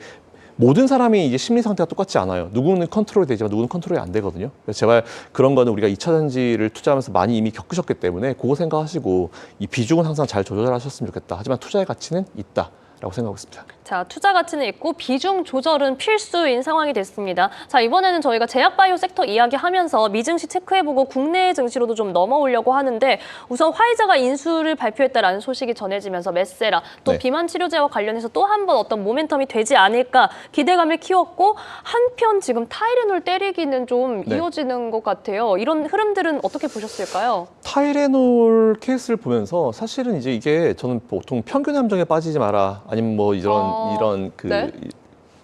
이게 보면은 우리가 보통 여론조사 같은 걸 하게 되면은 이 집단 자체가 얼마나 모수가 얼마나 큰지를 좀 판단하게 되잖아요. 근데 저도 아이가 둘이 있는데 사실은 아예 우리한테 정말 부작용이 없는 약을 찾아라. 뭐 부작용이 조금이라도 있는 약을 찾아라. 그런 약이 있으면 없애라 하잖아요. 제가 봤을 때 99% 약이 사라집니다. 그러니까 불가능하다. 맞아요. 이게 부작용이 없는 약은 없는데 일단은 거의 임산부들한테 유일하게 처방될 수 있는 약이 타이레놀이었었거든요. 그랬는데 이제 타이레놀을 때리긴다 한다고 하는 거는 이제 조금 지금은 많이 거기에 시선이 집중돼 있기 때문에 아 그래? 예전에 뭐 우리나라 그런 비슷한 사태 있었던 것처럼 그런 느낌인 것 같아가지고 요 시기만 좀 지나고 나면 좀 조용해지지 않을까 싶어요. 그래서 저는 캠뷰죠. 이제 좀 눌림을 이용해서 좀 기다리셨다가 좀 매수하시는 전략도 나쁘지 않다라고 보고 있고 네. 얼마 전까지 유나이티드 헬스케어도 비슷한 느낌이었잖아요. 그러니까요. 네, 딱 그 그래서 모습이 생각나더라고요. 네, 그래서 저는 사실 그런 느낌을 보고 있어서 이제 이만큼 빠졌으면 충분히 빠졌다고 생각하고 있어서 캠빌 가격이 지금 뭐 애프터마켓에서 좀 많이 오르고 있긴 하지만 지금 가격대 정도면 이제 슬슬 진입을 한번 생각해 보셔도 나쁘지 않겠다라는 생각을 가지고 있고 그리고 지금 미국의 보건복지부 장관이 이런 거 되게 예민하신 분이에요. 굉장히 예민하신 분이기 때문에 그러다 보니까 좀 더 이슈가 됐다라고 판단되고 있습니다. 그래서 일단 투자를 뭐 지금 시작해 보시는 건 뭐 나쁘지 않다라고 생각하고 있고 그리고 타이레놀 이슈도 그냥 지나가는 이슈 중에 하나가 되지 않을까라고 생각하고 있기 때문에 요거는 그냥 제가 말씀드린 거 참고만 하셔가지고 공부를 한번 해보시고 접근하시는 게 낫지 않을까라고 생각하고 있습니다. 네, 그렇다면 이제 국내에서는 뭐 알테오젠이 사실 어제 참 좋은 모습 보여줬고 네. 오늘은 좀 숨고르기 하는 것 같습니다. 이 뭐 기사 언론에 이제 보도되는 내용들 보면은 알테오젠 비롯해서 K바이오가 올해 기술 이전 2년만 약 거의 10조 원 규모를 했다. 네. 그래서 플랫폼 기술을 좀 주목하자 이런 이야기들이 나오고 있던데 맞아요. 지금 국내 제약바이오 섹터의 전망은 좀 어떻게 보시는지 좀 세부적인 대응이 필요하겠죠? 선별적인? 저는 일단 바이오 제약주는 지금 여러분들이 포트에 꼭 담으셔야 되는 포트라고 생각합니다. 네, 10개 중에 하나 꼽으래도 꼽고요. 5개 중에 하나 꼽으래도 꼽습니다. 오. 네, 일단 기본적으로 우리가 네. 이제 알고 있는 금리 인하기에 수혜를 받을 수 있는 대표적인 업종 중에 하나고, 그리고 올해, 내년, 내후년까지 중요한 건 뭐냐면 우리나라 셀트리온이나 삼성 바이오로직스 같은 기업들, 특히 해외에서 이제 빅파마들의 굉장히 중요한 메가버스터급의 이제 큰 제약들이 라이센스 만료가 올해 내년까지 쭉쭉쭉 연결이 돼 있어요. 그랬을 때 이제 우리나라가 그걸 가져와가지고 복제약을 만들 수 있거든요. 그 되게 유명한 그 가다실 같은 약들 있잖아요. 엄청나게 그쵸, 네. 비싼데 네, 그런 것들도 이제 라이센스를 받아가지고 이제 복제약을 만들게 되면은 확실히 그 효과가 클 겁니다. 우리나라도 잘하는 쪽이 그쪽이고, 물론 이제 우리가 복제약뿐만 아니고 이제 제약을 만들어내는 것도 되게 잘하고 있는 상황이기 때문에 오히려 저는 이제 이 바이오 쪽에 대한 투자 매력은 지금은 굉장히 높다라고 좀 보고 있고, 투자를 하셔야 된다고 보고 있는데, 이게 문제가 뭐냐면 바이오주 진짜 어려워요. 그러니까요. 공부하기 진짜 네. 어렵고 무슨 용어인지도 모르겠고 막 이렇게 생각하거든요. 시간이 좀 들죠. 네, 맞아요. 근데 그럴 땐 되게 간단해요. 그냥 내가 실생활에서 이용하는 제품군 중에 뭐가 있을까라부터 이제 접근을 해보시게 되면은, 그래서 제가 방금 가다실 말씀드린 게, 가다실은 요즘에 여성분들과 남성분들이랑 다 맞으시잖아요. 그쵸. 네, 그렇기 때문에 그런 것들을 생각해 보시면 아하. 분명히 아마 투자에 대한 아이디어를 좀 더 쉽게. 그러니까 제일 중요한 거는 그냥 내가 실생활에 이 약을 쓰는지 안 쓰는지가 중요해요. 내가 뭐 관절염이 있으면 관절염 있는 약, 그리고 뭐 고혈압이 있으면 고혈압 약, 뭐 이런 걸 보시면은 바로 답이 나오기 때문에 거기서 아이디어를 받아서 가보시게 되면은 답이 충분히 되실 거다라고 생각하고 있습니다. 아, 정말 좀 어렵다고 느낄 수 있는 제약바이오 섹터에 대해서 참 쉽게 이야기해 주셨습니다. 실생활에서 내가 이 부분에 대해서 관심이 있는지, 네. 사용을 하게 되는지, 이 부분이 저희가 옥석을 가려내는 기준이 될 수 있겠다라는 생각을 해보게 되네요. 자, 이번에는 최근 시장 우리 전반적으로 너무 좋은 흐름 가져가고 있지만 과거의 IT 대표주라고 네. 꼽았던 카카오와 네이버 조금 다른 모습 가져가고 있습니다. 카카오는 오늘 개발자 컨퍼런스 이벤트가 있고, 네이버는 시장 대비 확실히 지지부진한 좀 모습이 나타나더라고요. 이런 상반된 흐름 왜 그런 걸까요? 결국은 AI였던 것 같아요. 그래서 사실 저는 이제 한 1년 전에 저한테 카카오냐 네이버냐 물어보면 저는 네이버 얘기했거든요. 근데 카카오가 최근에 샘 올트먼 우리나라 방문했을 때 만나기도 하고, 그랬죠. 이제 AI를 이제 오픈 AI의 그쪽 제품을 이제 바로 넣겠다라는 그런 얘기도 하면서 카카오가 좀 뭔가 노력을 되게 많이 하고 있는 느낌이 있어요. 근데 아시겠지만 카카오는 수년 전에 그 카카오는 아니죠. 다 이제 분할해서 나간 그런 기업이기 때문에 아직까지라는 의견을 좀 많이 제시했었는데, 최근에 노력을 봤을 때는 네이버보다 카카오가 AI 쪽에 노력을 좀 더 기울이고 있는 건 맞는 것 같아요. 그러니까 뭔가 분위기를 좀 만들고 있는 분위기인 것 같은데, 네. 그렇다 하더라도 저는 네이버에 대한 투자 의견을 낮출 필요는 굳이 없을 거라고 봐요. 네이버도 나름 이제 준비하고 있는 것들이 있는데, 지금 핫한 오픈 AI 같은 기업이랑 이제 카카오가 바로 이제 붙어버리니까 거기서 좀 관심을 좀 받게 된 거라 보고 있어서, 제일 중요한 건 뭐냐면은 카카오든 네이버든 뭐든지 간에 일단 숫자가 찍히는 게 제일 중요합니다. 워낙 오랜 기간 동안 이 플랫폼 기업들은 많이 쳐져 있었잖아요. 그래서 이제 숫자가 좀 돌아오는 걸 좀 보시면서 투자하시는 게 좋겠다라고 말씀드리고, 그리고 당장 뭔가 핫한 그런 기업과 이제 얼라이언스를 맺으면서 이제 이슈가 되는 것보다는 그거를 통해 가지고 얼마나 수익 구조를 잘 짜고 그쵸. 다시 살아날 수 있는지가 중요한 거기 때문에, 카카오 일단 지금까지는 홍보 되게 잘하고 있어요. 샘 올트먼이랑 만나는 그 액션 되게 좋았고요. 근데 지금부터는 이제 그 오랜 기간 동안에 많은 카카오 투자자분들한테 고통을 주고 있는 건 사실이긴 하거든요. 그러니까 이런 노력들을 좀 충분히 좀 잘 감안하셔가지고 이제 본격적으로 숫자를 찍어야 됩니다. 할 수 있는 그런 기업이기 때문에. 근데 이게 올라갈 길이 참 많이 남긴 남았지만 스텝 잘 밟고 있는 것 같아가지고, 일단 우리나라 플랫폼 기업들은 개인적으로 좀 파이팅을 외치고 있는 상황인데, 네. 아직까지 저는 둘 중에 하나 뭐가 좋습니까? 라고 물어보면은 그냥 저는 아직까지 네이버가 나은 것 같아요.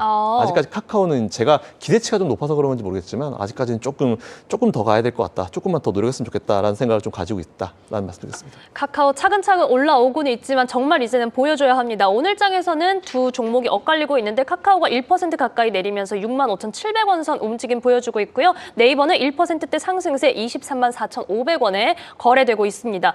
대표님, 이번에는요, 지금 우리 국내 투자자들의 심리에 대해서 네. 저도 좀 같이 확인하고 싶은 부분이 있었는데, 이번 한 달 동안에, 최근 네. 한 달 동안에 거래대금 1위와 3위에 레버리지와 버스가 같이 들어가 있더라고요. 네. 그래서 지수 하락이냐, 네. 추가적인 상승이냐, 네.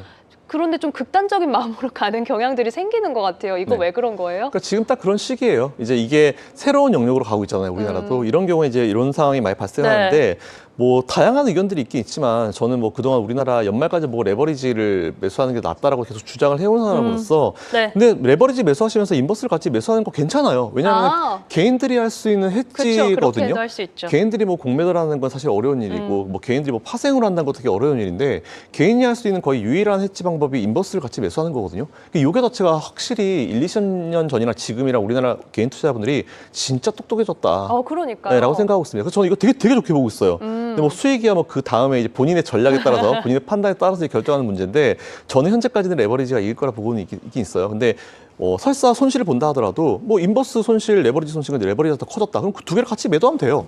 그럼 이제 결국 플러스로 이제 마감하면 되는 거기 때문에 그렇게 그쵸. 생각하시고 저는 이 두 개 투자가 같이 이루어지고 있는 거 되게 긍정적으로 보고 있다라고 생각하고 있습니다. 긍정적인 현상이다. 네. 우리 개인 투자자들이 할 수 있는 위험 관리 차원에서 접근할 수 있는 부분입니다. 자, 그렇다면 이제 오늘장 대응 전략 벌써 짜볼 시간이 됐습니다. 우선 오늘 밤에 미국 증시는 좀 어떤 흐름 전망하고 계세요?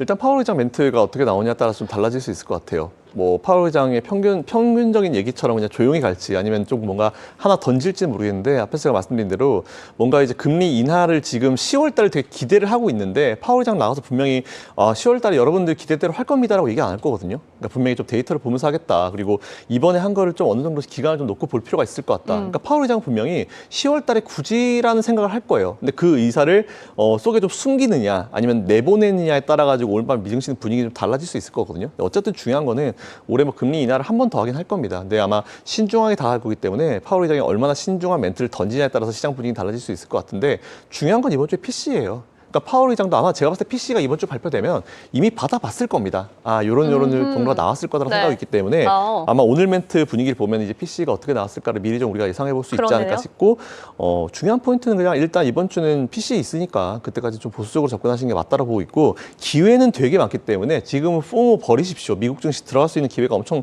많을 거기 때문에 지금은 포모 딱 내려놓으시고 그냥 이 기업을 공부하시는 연습을 지금도 계속 좀 하시면 좋을 것 같다라는 말씀드리고 오늘도 여전히 뭐 M7 중에 뭐 원하시는 거 아무거나 매수하셔야 되는데 애플은 뭐 오르든 말든 일단 모르겠다. 난 중립. 요 의견 한 번 더 드리겠습니다. 애플 중립 다시 한번 강조해 주셨고요. 이번 주 금요일 PC는 저희가 주시하겠습니다. 대표님 보내드리기 전에 이거 진짜 딱 한마디만 네네. 여쭤볼게요. 삼성전자가 프리마켓에서 9만 원을 뚫어서 네. 저희가 이 부분을 깜짝 놀라서 확인을 하긴 했는데 네. 일부 채팅창에서는 이거 장난이야 속지 마세요 이런 의견도 있더라고요. 네. 네, 어떻게 볼까요 이거? 삼성전자를 8만 원대 초반에서 9만 원까지 장난칠 수가 있나요? 도대체 어떤 사람이 얼마나 많은 물량을 넣기에 그렇게 장난이 가능할까요? 저는 뭐냐면은 결국 갈 길이라 봐요. 가게 될 길이다. 그럼요. 네. 오늘 안 갔으면 좋겠어요. 근데 저는 삼성전자 우리나라 대표주잖아요. 그쵸. 천천히 가야 돼요. 얘가 세게 올라가잖아요. 우리나라 증시 나중에 그러면 랠리 끝나면 정말 세게 누를 겁니다. 그렇죠. 그러니까 지금처럼 이제 매일 1%씩 올라가는 이 흐름 저는 굉장히 긍정적으로 보고 있고 지금도 뭐 8만 5천 원대 제가 불과 한 3, 4개월 전에 이 얘기했다가 엄청 채팅창 진짜 리플 장난 아니었거든요. 실제로 여러분들 보고 계시잖아요. 아마 제가 봤을 때 연말까지 이어질 겁니다. 10만 원 여부는 그때쯤 판단하시면 될 것 같고요. 지금 뭐 별다른 어떤 악재성 이슈가 없다라고 하면은 요 흐름은 이어질 거기 때문에 그냥 편안하게 그냥 그대로 이어가시면 될 것 같다. 삼성전자 호시 우보라는 말이 생각나네요. 큰 네. 형님인 만큼 좀 네. 묵직하게 이렇게 나아가야 하지 않을까라는 생각이 듭니다. 자, 이렇게 저희는 미국 증시 그리고 국내 증시 점검까지 함께 해봤고요. 김선영 대표님과 시장 전략 짜봤습니다. 잠시 후에 아시아 증시로 돌아올게요. 대표님 고맙습니다.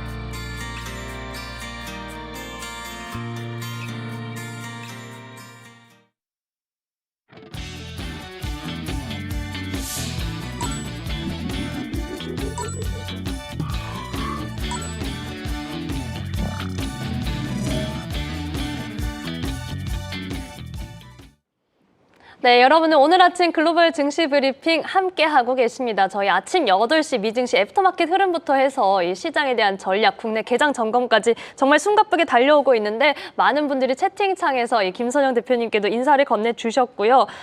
SR5님께서 장유진 아나운서님 정말 진행 좋습니다. 고맙습니다. 저희 방송 포레버라고 함께 또 외쳐주셨고 지금 하림짱, 서희짱, 글모닝이라고 외쳐주시며 춘소님께서 우리 아장팀에 대한 인사도 건네주셨습니다. 바로 소개하죠. 이하림 아나운서, 김서희 아나운서와 함께하겠습니다. 두 분 어서 오세요. 안녕하세요. 오늘 저희 의상이 약간 하늘 아래 같은 핑크 없다 이런 맞아요. 느낌으로 같은 톤으로 좀 이렇게 화사하게 좀 준비를 해봤습니다. 두 분 뭐 월요일 밤 잘 쉬셨나요? 네. 너무 한숨이. 피곤하더라고요. 네. 한숨이 여기서부터 나오신 것 같아요. 그러니까요. 어떠셨어요? 저도 잠을 엄청 많이 잔 것 오. 같아요. 네. 요즘 좀 자는 시간이 땡겨졌죠, 확실히. 맞아요. 네. 아무래도 평소 일찍 나와야 이전보다는 되니까. 그러니까요. 맞아요. 어떠세요? 저도 뭐 비슷합니다. 좀 졸린 시간이 좀 빨라지고 새벽에 자꾸 깨고 그렇더라고요. 이게 저희 방송하는 사람들은 혹시나 못 일어날까 봐 지각에 대한 맞아요. 두려움이 또 있기 때문에 저희가 그만큼 또 열심히 하고 알차게 준비하고 있으니까 여러분들께 알아달라고 잠깐 엄살을 좀 부려봤습니다. 자, 저희는 중화권 증시 내용 체크를 해볼 텐데 자, 어제 시장에서 본토와 홍콩이 또 한 번 엇갈렸고 이 T10 중심으로 조금 투심을 위축시키는 소식도 있었습니다. 꼼꼼하게 체크를 해봐야 될 것 같은데 우리 하림 아나운서가 어제 시장 리뷰 부탁드립니다. 네, 먼저 어제 중국장 마감 상황 어떻게 정리가 됐는지도 한번 살펴보도록 할 텐데요. 상해 종합지수부터 빠르게 체크해 보도록 하겠습니다. 어제 상해 종합지수 같은 경우에는 0.2%대 상승한 선에서 강보합 마감하는 모습을 보였고요. 선전 성분지수 역시 0.67% 상승하면서 13,157선에서 거래를 마쳤습니다. 반면에 홍콩 항생지수 같은 경우에는 0.7%대 빠지면서 조금 아쉬운 마감을 했다라고 정리를 해볼 수가 있을 것 같은데요. 네. 자세한 업종별 상황은 어땠는지 히트맵 통해서 바로 빠르게 살펴보도록 하겠습니다. 먼저 어제 중국 시장에서는 가장 눈에 띄는 이 섹터를 골라보자면 아무래도 귀금속 쪽에 이 투심이 많이 쏠린 모습이었고요. 그 외에 이제 애플 관련주가 빠르게 오르기 시작하면서 폭스콘이 주목을 또 크게 받았습니다. 로봇주도 강세를 보였는데요. 또 이제 어제 상무부에서는 1월부터 8월까지 스마트 웨어러블 기기와 컴퓨터, 휴대폰 등 이 디지털 제품의 판매량이 각각 20% 이상 늘어났다고 보도를 했습니다. 네. 이 같은 소식에 반도체가 강세를 보이면서 이 하이광 정보기술 같은 경우에는 10.7% 두 자릿수 상승률을 기록하는 모습이었습니다. 그리고 반면에 이제 어제 공업정보화부가 또 철강 관련돼서도 소식을 하나 전했었는데요. 이 철강 관련해서도 한번 살펴보시면 원래는 이 철강 산업 안정 성장을 위해서 작업 계획을 발표하면서 철강 산업의 부가가치의 연평균 목표치를 4%로 제시를 좀 했는데 오늘 시장에서는 좀 약세 흐름이 연출이 되는 모습이었고요. 네. 그리고 나서 이제 또 다른 섹터로 한번 넘어가 보시면 최근 들어서 소비 진작 정책이 나오면서 이 소비 관련된 종목들이 큰 폭의 흐름이 아주 연출이 됐었는데 어제 장에서는 차익 실현 매물이 많이 출하가 되면서 관광 호텔이라든지 아니면 상업 백화점과 같은 종목들은 좀 약세 연출이 많이 되는 모습이었습니다. 그리고 양조 관련해서도 이 약세 흐름이 연출이 됐는데요. 귀주모텔 같은 경우에는 올해 실적 목표치를 하향 조절할 수도 있다라는 소문, 루머 같은 게 좀 시장에 크게 번졌거든요. 네. 물론 회사에서는 아니라고 반박을 하긴 했는데 최근 들어서 흐름이 너무 안 좋다 보니까 아쉽다 보니까 이런 소문이 나온 것으로 파악을 하고 있는 상황이라고 합니다. 그러면 대만은 또 어떻게 마감이 됐는지도 빠르게 체크해 보도록 할게요. 네. 어제 대만 지수는 1%대 강세 모이면서 마감을 했고요. 이 강세를 시연하는 데 가장 큰 역할을 한 것이 아무래도 TSMC겠죠. 어제 대만에 상장이 되어 있는 TSMC 2%대 강세를 시연하는 모습이었고 미장에 상장이 되어 있는 TSMC 같은 경우에도 무려 2.9%대 큰 폭으로 뛰었습니다. 이제 어제 미국장에서도 이 오픈 AI와 엔비디아가 손을 잡는다는 소식에 기술주 등의 이 훈풍이 불면서 같이 좀 이 흐름을 받은 것이 아닌가 하는 해석이 나오고 있는 상황이라고 하고요. 어제 이제 중국 본토와 홍콩에서는 그러면은 테리픽 10 주요 종목들의 흐름이 어땠는지도 이어서 체크를 해봐야겠죠. 네. 저희 맨날 확인을 하는 알리바바부터 또 오늘 흐름이 어땠는지도 체크해 보도록 하겠습니다. 아, 매일바바라고 해주신 분이 매일바바 계셨었죠. 맞아요. 진짜 맨날 좀 흐름이 되게 눈에 띄게 나오는 종목이었는데 어제 장에서는 흐름이 그렇게 크지는 않았고요. 또 웬일로 0.06% 거의 보합권에서 마감을 하는 모습이었습니다. 새로운 뉴스는 없었고 다음 종목으로 넘어가 보시면 메이투안인데요. 어제 장에서 2%대 약세로 마감을 했거든요. 네. 오히려 메이투안에서 새로운 소식이 하나 있었는데 메이투안도 AI를 합니다. 그쵸. 저희 그때 맞아요. 배달의 민족이랑 이런 이야기 했던 맞아요, 기억이 나네요. 맞아요. 네. 네. 모든 전자상거래 회사들도 다 AI를 하고 있기 때문에 메이투안이 얼마 전에 그 AI 모델 중에 롱챗 플래시 챗이라는 이 모델을 공개를 했었거든요. 네. 근데 이제 어제 장에서는 속도와 추론에 조금 더 특화되어 있는 LNM이죠. 이 거대 언어 모델 롱캣 플래시 띵킹을 발표했습니다. 챗과 띵킹이라는 단어에서 알 수 있듯이 원래 기존 모델 같은 경우에는 대화에 조금 더 적합한 모델이었고 이번에는 추론에 조금 더 적합한 모델을 네. 발표를 한 거라고 하는데요. 시장에서는 그렇게 큰 반향은 없었던 것으로 파악이 되고 있는 상황입니다. 징동닷컴 같은 경우에도 어제 장에서는 다시금 또 3%대 빠지면서 아쉬운 마무리를 했고요. 비아디 같은 경우에도 3%대가 밀렸는데 이거는 아무래도 확실히 이제 워렌 버핏이 전량 매도를 네. 했다는 그 소식이 영향을 미쳤다고밖에 볼 수가 없겠습니다. 그리고 지리자동차로 넘어가 보시면 그제 조금 올랐다가 어제는 다시금 1%대 이 상승분을 반납하는 모습이 연출이 됐고 텐센트 같은 경우에도 약보합 마감을 했습니다. 샤오미로 넘어가 보시면 1%대가 빠졌는데요. 이 정리하고 넘어가야 될 뉴스가 하나 있어요. 그 지난 3월 정도에 엄청나게 큰 사망 사고가 있었는데 샤오미 차 중에 SU7이라는 차가 있거든요. 네. 그 전기차가 이제 안후이성 고속도로를 달리다가 그 가드레일을 박아가지고 불이 엄청 크게 났는데 탑승하고 있던 3명이 모두 다 죽었던 그런 큰 사고였거든요. 사고네요. 네. 아마 우리도 유튜브 같은 데서 많이 보셨을 거예요. 원래는 자율주행 모드를 키면 되게 안전하게 갈 수 있는데 하필이면 그때 고속도로가 이 공사 중이라서 이 반대 차선을 이용해야 되는 변수가 있었는데 그 자율주행 모드는 그 네. 변수를 미처 파악하지 못했던 거죠. 그래서 시속 100km가 넘는 속력으로 박아버려서 아주 큰 사고가 났었고 그 해당 모델인 SU7 11만 대 가량을 리콜하기로 결정을 했다라는 소식이 뭐 그제부터 이제 중국 시장에서 들려왔었는데 네. 어제자로 우리 시장에도 확실히 보도가 나오더라고요. 이런 부분들은 좀 체크를 해보셔야 되고 앞으로 이 주가에도 어떠한 영향을 미쳐야 될지도 한번 생각을 해보셔야 될 것 같은데 전반적으로 시장의 어떤 그 상황은 리콜은 어차피 샤오미도 하고 뭐 테슬라도 하고 뭐 다 한 번쯤은 하는 거니까 그렇게 큰 악재는 아니다라는 이야기도 있더라고요. 참고를 해보시면 좋을 것 같습니다. 바이두 같은 경우에는 어제 장에서 다시 맞아요. 이 사고예요. 너무 불 엄청 크게 나죠. 그러니까요. 무섭죠. 네. 이게 뭐 전기차라서 뭐 불이 더 크게 났다 이런 이야기도 있었기 때문에 확실히 이런 거는 조금 저희가 체크를 해봐야 되는 부분인 것 같습니다. 네. 그리고 저희는 바이두로 한번 넘어가 볼게요. 바이두 같은 경우에는 어제 시장에서 3%대 강세를 보였는데요. 바이두의 지능형 클라우드가 새로운 시각 이해 모델인 이 치엠판 VL을 발표했습니다. 이 VL은 비전과 랭귀지의 합성이 언어인 건데요. 쉽게 말하자면 언어뿐만이 아니라 이미지나 영상까지도 이해를 할 수 있는 AI 모델을 공개했다는 소식으로 풀이가 되는 거고요. 네. 이 같은 소식에 어제장에서는 3%대 강세 시연하는 모습이었습니다. 네디즈는 1% 정도 빠졌고 SMIC로 넘어가 보시면 5% 다시 한번 강세 흐름 시연을 했는데요. 뭐 개별 호재가 있었다기보다는 그 왜 어제 우리 모어스레드가 IPO 한다는 이야기를 전해드렸잖아요. 그랬죠. 이 같은 소식 때문에 어제 중국 반도체 업종 딴에서 좀 수급이 많이 쏠렸거든요. 그래서 SMIC도 같이 그 영향을 받았다라는 해석이 지배적이다라고 이해를 해보실 수가 있을 것 같습니다.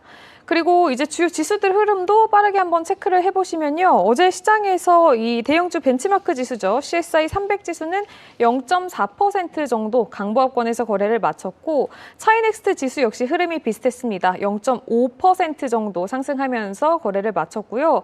이 과창판 지수의 흐름이 조금 눈에 띄었는데요. 확실히 반도체랑 기술주들의 비중이 많이 높잖아요. 그렇다 보니까 어제 장에서 무려 3%대 강세 보였다는 점까지 기억을 해보시면 좋을 것 같습니다. 네. 그리고 시장에서 좀 눈에 띄는 움직임을 보였던 종목 두 가지를 가지고 왔는데요. 첫 번째는 입신정밀입니다. 어제 장에서 상한가 기록을 했어요. 여기 이렇게 작게 움직임이 거의 없었기 때문에 잘 안 보이는데 여기 요렇게 있거든요. 바로 뛰어 계단처럼. 올랐군요. 맞아요. 바로 뛰어 올랐는데 원래 입신정밀이 애플 관련주예요. 그래서 아이폰이랑 에어팟 만드는데 같이 좀 들어가는 부품을 제조하고 있는 회사라서 네. 우리나라 분들이 굉장히 많이 알고 계시는 원래 회사고요. 오픈 AI와도 이번에 계약을 체결했다라는 소식이 시장에 전해지면서 이런 강세 흐름이 연출이 됐고 이 소식에 입신정밀 말고도 가이, 고어테크라고도 부르는데 이런 회사들, 이 애플 밸류체인 관련주들이 어제 시장에서 다 같이 강세를 보였다는 점도 체크를 좀 해볼 수가 있겠습니다. 마지막 종목은 중금 황금인데요. 이름이 너무 직관적이잖아요. 금과 관련된 그런 회사고요. 어제 장에서 9%대 거의 10%에 가까운 상승률을 기록했습니다. 최근 들어서 뭐 금리나 기대감 그리고 유럽의 재정 리스크 문제 때문에 안전자산에 대한 선호도가 계속해서 올라가고 있는 상황이기 때문에 금이 정말 고공행진을 하고 있잖아요. 그렇기 때문에 이 중국장에서도 관련된 종목들이 계속해서 지금 투자자분들의 선택을 받고 있다는 점까지 좀 체크를 해보시면 좋을 것 같습니다. 네, 이렇게 어제 장 시황 전반적으로 좀 살펴봤는데 금의 시세는 정말 무섭습니다. 맞아요. 요즘에 계속해서 가파르게 올라가는 모습 보여주고 있으니까요. 이 중화권 증시에서도 금 관련주도 한번 주목을 해보시고 어찌 보면 트리픽10 안에서는 또 한번 뭐 BRD 같은 급락이 있기도 했지만 그래도 AI와 관련된 키워드 맞아요. 이슈들이 많이 나왔다라는 점이 좀 관전 포인트가 될 것 같습니다. 자, 이하림 아나운서 수고하셨고요. 이번에는 김서희 아나운서와 함께 지금 현지 매체에서 어떤 내용들이 나오고 있는지 확인을 해볼 텐데 저희가 이 중화권 증시 유동성에 대한 이야기가 뭐 이재충 상무님이랑 저희가 연결할 때도 계속해서 나오는 부분인데 또 주식시장으로 자금을 유입시키는 어떤 요인이 하나 있나 봐요? 그렇습니다. 중국 금융시장에서 눈에 띄는 흐름이 나타났는데요. 채권 시장이 불안해지자 자금이 네. 오히려 주식으로 이동하고 있다는 겁니다. 최근 중국 국채 금리가 굉장히 빠르게 오르고 있는데요. 경기 둔화 우려 속에서 안전자산으로 여겨지던 이 채권의 매력이 떨어진 겁니다. 네. 그러자 기관과 개인 투자자들이 발빠르게 주식 시장으로 시선을 돌렸습니다. 특히 대형 아이고 죄송합니다.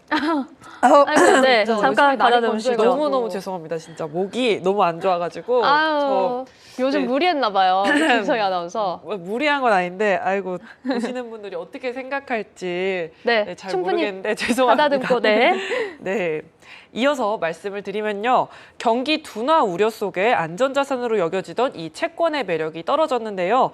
그러자 기관과 개인 투자자들이 발빠르게 주식시장으로 옮기고 있습니다. 특히 이 대형 블루칩 그리고 정책 수혜 업종으로 자금 유입이 뚜렷한데요.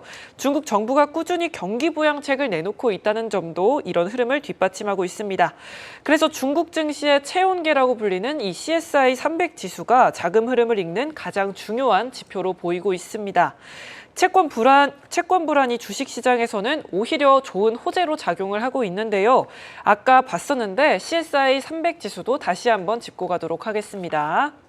네. 네, 지금 CSI 300 지수 띄어져 있고요. 네. 지금 어제는 강보합세로 마감을 했고요. 계속해서 7, 8월 들어서 우상향하고 있는 모습입니다. 상하이와 선전 증시 대표 블루칩 300개 기업으로 구성이 된 지수고요. 외국인과 그리고 기관의 매수세를 가장 빨리 반영을 해서 의미가 있는 지표입니다. 네, 오늘도 CSI 300 지수가 굉장히 주목을 많이 받을 걸로 보이고요. 계속해서 이제 외국인들의 매수세를 보시려면 CSI 300 지수 봐주시면 좋을 것 같습니다. 네, 지금 중국 채권 시장, 금융 시장에서 좀 채권 시장의 불안감이 나오다 보니까 주식 시장으로 또 한 번 자금이 유입되고 있다라는 내용을 살펴봤습니다. 그런 만큼 이 시장의 동향 저희가 계속해서 체크를 해봐야겠고 중국 중화권 증시 내에서 유동성에 대한 기대감은 뭐 계속해서 이어지고 있기 때문에 저희는 투자자로서 이 내용 계속 확인해 보시면 좋을 것 같습니다. 자, 이번에는 김서희 아나운서랑 두 번째 이슈를 확인해 볼 텐데 저희가 앞서 우리 하림 아나운서도 이 철강 업종과 관련된 이슈를 잠깐 말씀을 드렸었거든요. 전반적으로는 조금 약했지만 그래도 강했던 종목들도 있을지 혹은 앞으로 장기적으로 영향을 미칠 수 있을지 이 부분 꼼꼼하게 짚어주시죠.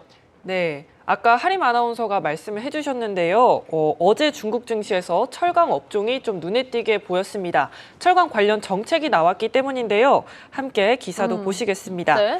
정부가 철강 산업에 대한 새로운 2년짜리 계획을 발표했습니다. 함께 기사를 보시면 이 첫 번째 헤드라인은 이런 뜻입니다. 5개 부문이 철강 산업 안정화 방안을 발표했다는 내용입니다. 중국이 앞으로 2년 동안 철강 산업의 연평균 성장률을 4%로 잡았습니다. 또 신규 생산 능력은 엄격히 제한하기로 했는데요. 핵심은 바로 2가지입니다. 성장 안정, 그리고 무분별한 경쟁 방지입니다. 사실 이 철강뿐만이 아니라 계속해서 AI 분야, 그리고 자동차 분야에서도 질적 성장을 강조하고 있습니다.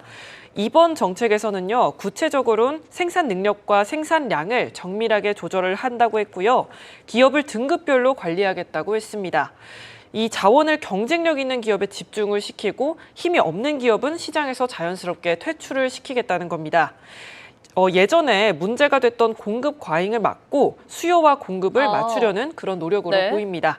이 소식에 어제 철강업종 주가가 일제히 올랐는데요. 관련 철강업종 강세 기업도 보고 가도록 하겠습니다. 네. 바로 바오샨 아이론 앤 스틸입니다. 6000-199고요. 지금 상해에 상장되어 있는 거 띄워봤습니다. 어제는 강보 압세로 마감을 한 모습이고요. 5일간의 흐름을 보면 계속해서 하락 흐름을 보여주고 있었는데 이 정부 정책이 나온 지 얼마 안 됐기 때문에 같이 봐주시면 좋을 것 같습니다. 네, 이렇게 바오샨 아이론 앤 스틸 철강 업체 살펴봤는데 반등을 좀 시도하고 있는 상황이고요. 저는 서희 씨가 기사 제목을 읽어주시지 않을까 기대를 했는데 기대를 좀 했죠, 저희가. 오늘은 좀 잠시 넘어갔습니다. 우리 채팅창에서 서희 아나운서에 대한 걱정도 나오고 있어요. 서희 씨 이비인후과 가서 약 먹기라고 진서님도 얘기를 해주셨고 저희가 오늘 모두 핑크톤으로 입었다 보니까 앞서 코스모스라고 얘기해주신 분이 계셨는데 우선님께서 코스모스에 미세먼지가 안 잤네 호라고 채팅을 주셨습니다. 이렇게 또 한번 저희 웃고 가야죠, 아침인데. 자, 이렇게 우선님의 채팅까지 봐봤고 이번에는 비아디 저희 버크셔 해서웨이에서 매도를 했다라는 소식 잠깐 살펴봤는데 비아디의 반응도 나왔나요?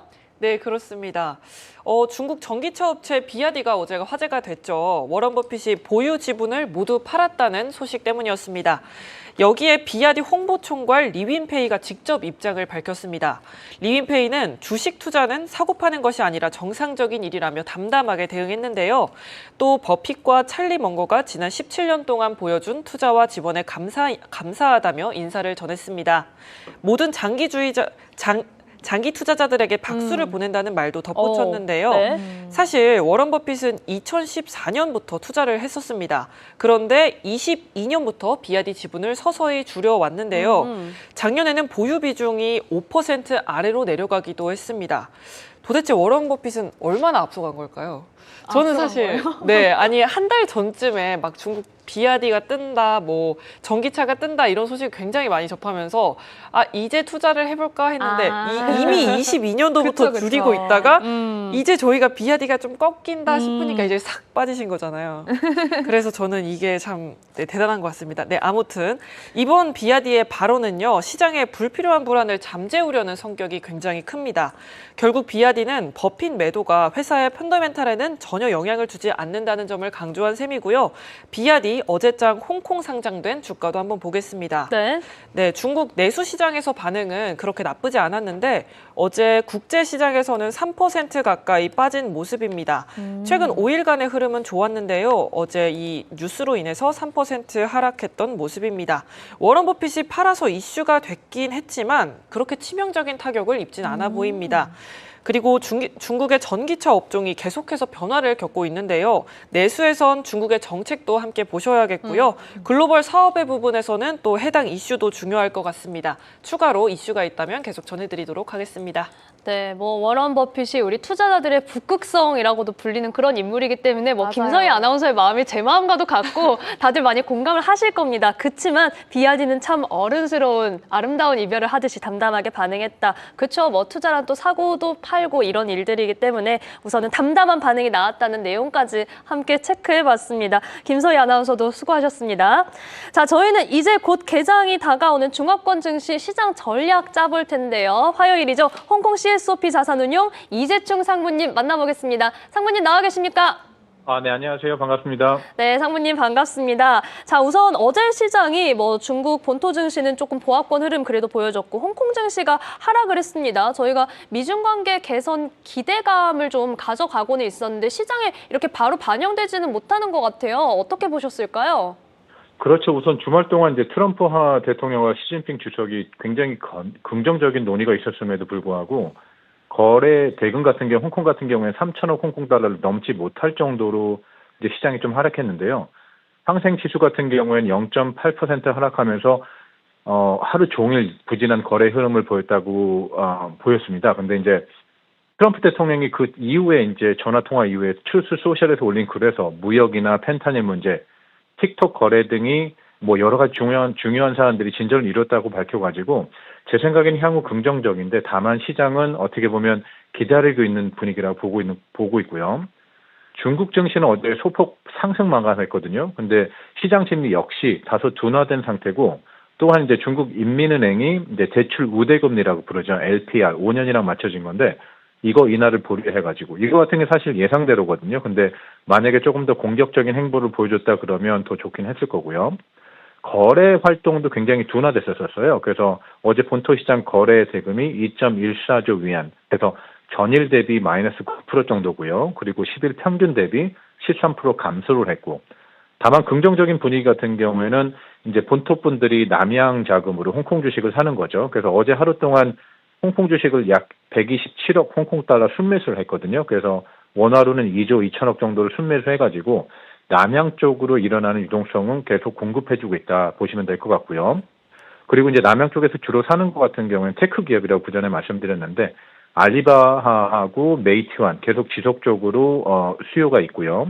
그리고 콰이쇼 같은 경우에는 어제 인터넷 관련 그 정부기관이 조사를 시작해서 문제가 있었는데 이거에 대한 저가 매수세도 유입되고 있고요. 우선 요약을 드리자면 중국, 홍콩 증시 지금 어떻게 보면 명확한 방향성을 기다리고 있는 분위기라고 말씀드리고 싶습니다.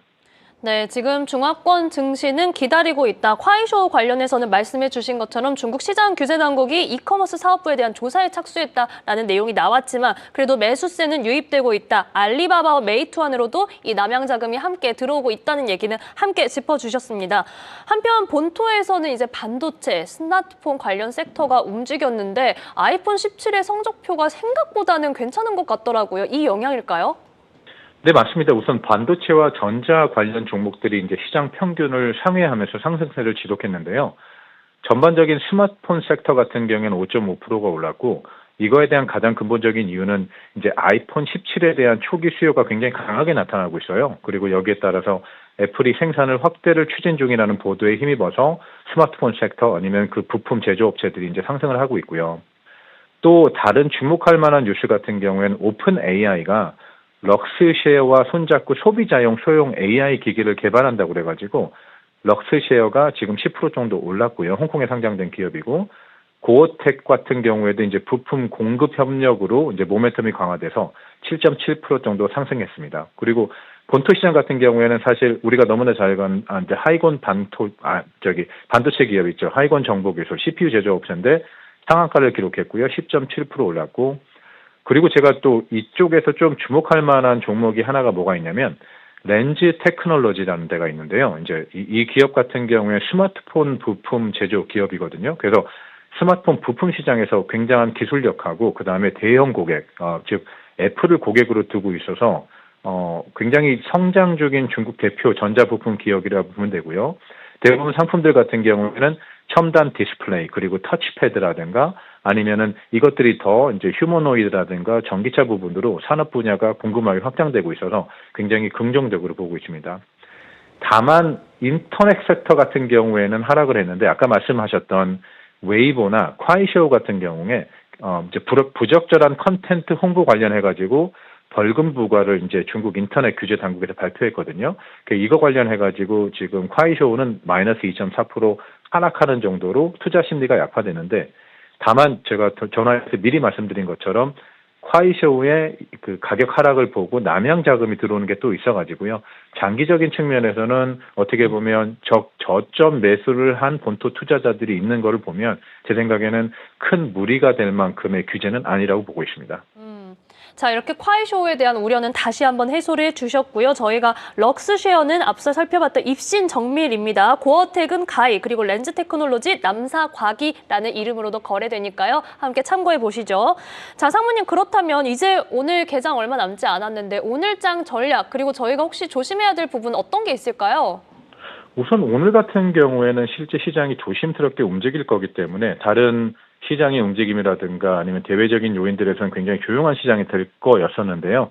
다만 이제 자연재해, 저희가 글로벌 워밍 때문에 그런지 몰라도 슈퍼 태풍 라가사가 지금 오늘 오후에 홍콩을 강타할 것이거든요.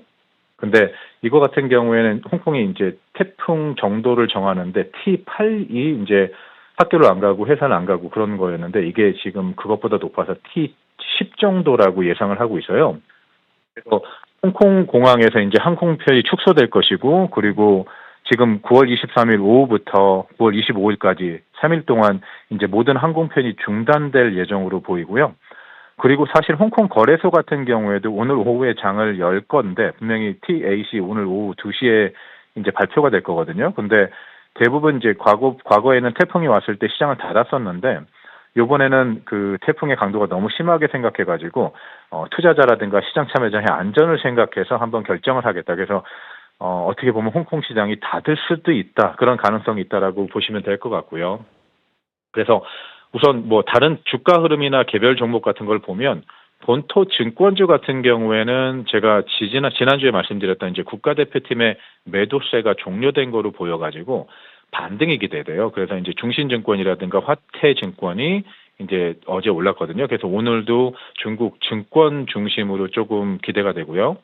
그다음에 개별 종목 같은 경우에는 이노벤트라는 기업이 있는데 이게 사실 요즘 바이오테크가 중국에서 굉장히 핫한 종목 중에 하나거든요. 그래서 중국 의약청으로부터 당뇨병 성인 환자 혈당 조절 치료제로 승인받으면서 상승을 하고 있어서 오늘도 또 이제 바이오테크나 아니면 의학 업종들 굉장히 상승을 기대하고 있습니다. 그래서 오늘 장 제 생각엔 조용히 움직일 텐데 다만 홍콩 거래소에서 증시를 닫는다 그러면 제 생각에는 홍콩 증시는 좀 쉬어갈 거라고 보고 있고요. 네, 홍콩과 관련해서는 이 슈퍼 태풍이라는 명칭까지 붙었습니다. 라가사, 이 태풍과 관련해서 시장에 영향을 미칠 수 있다. 증시가 휴장할 수도 있다. 이런 부분 저희가 이슈 체크해야 되고요. 본토 증권주 반등이 이어갈 걸로 기대된다. 상무님, 여기에 마지막에 말씀해 주신 이 혈당 치료제 관련된 종목 한 번만 더 이름 말씀해 주실 수 있을까요? 이노벤트라는 기업이거든요. 네. 그래서 티커가 1801이고 홍콩에 상장돼 있습니다. 네, 홍콩 1801 이노벤트라는 종목에 대한 의견까지도 저희는 함께 들어봤으니까요. 여러분들 투자 시에 참고해 보시기 바랍니다. 상무님, 오늘도 소중한 전략 고맙습니다. 네, 감사합니다. 네, 저희는 이렇게 중화권 증시 개장 전략까지도 함께 짜봤습니다. 아침 8시부터 오늘도 숨가쁘게 달려왔는데요. 여러분들 방송 어떻게 재밌게 보셨나요? 저희 앞으로도 계속해서 유튜브 채팅에도 많은 응원과 댓글, 질문, 참여 부탁드리겠습니다. 오늘도 많은 분들께서 함께 해주셨는데요. 진심으로 감사드립니다. 자, 저희는 내일 아침 8시에 다시 찾아오고요. 잠시 후 10시부터는 아시아 증시 라이브가 이어집니다. 아시아 증시 실시간 시황 계속해서 체크해 보시죠. 오늘도 함께 해주신 여러분 고맙습니다.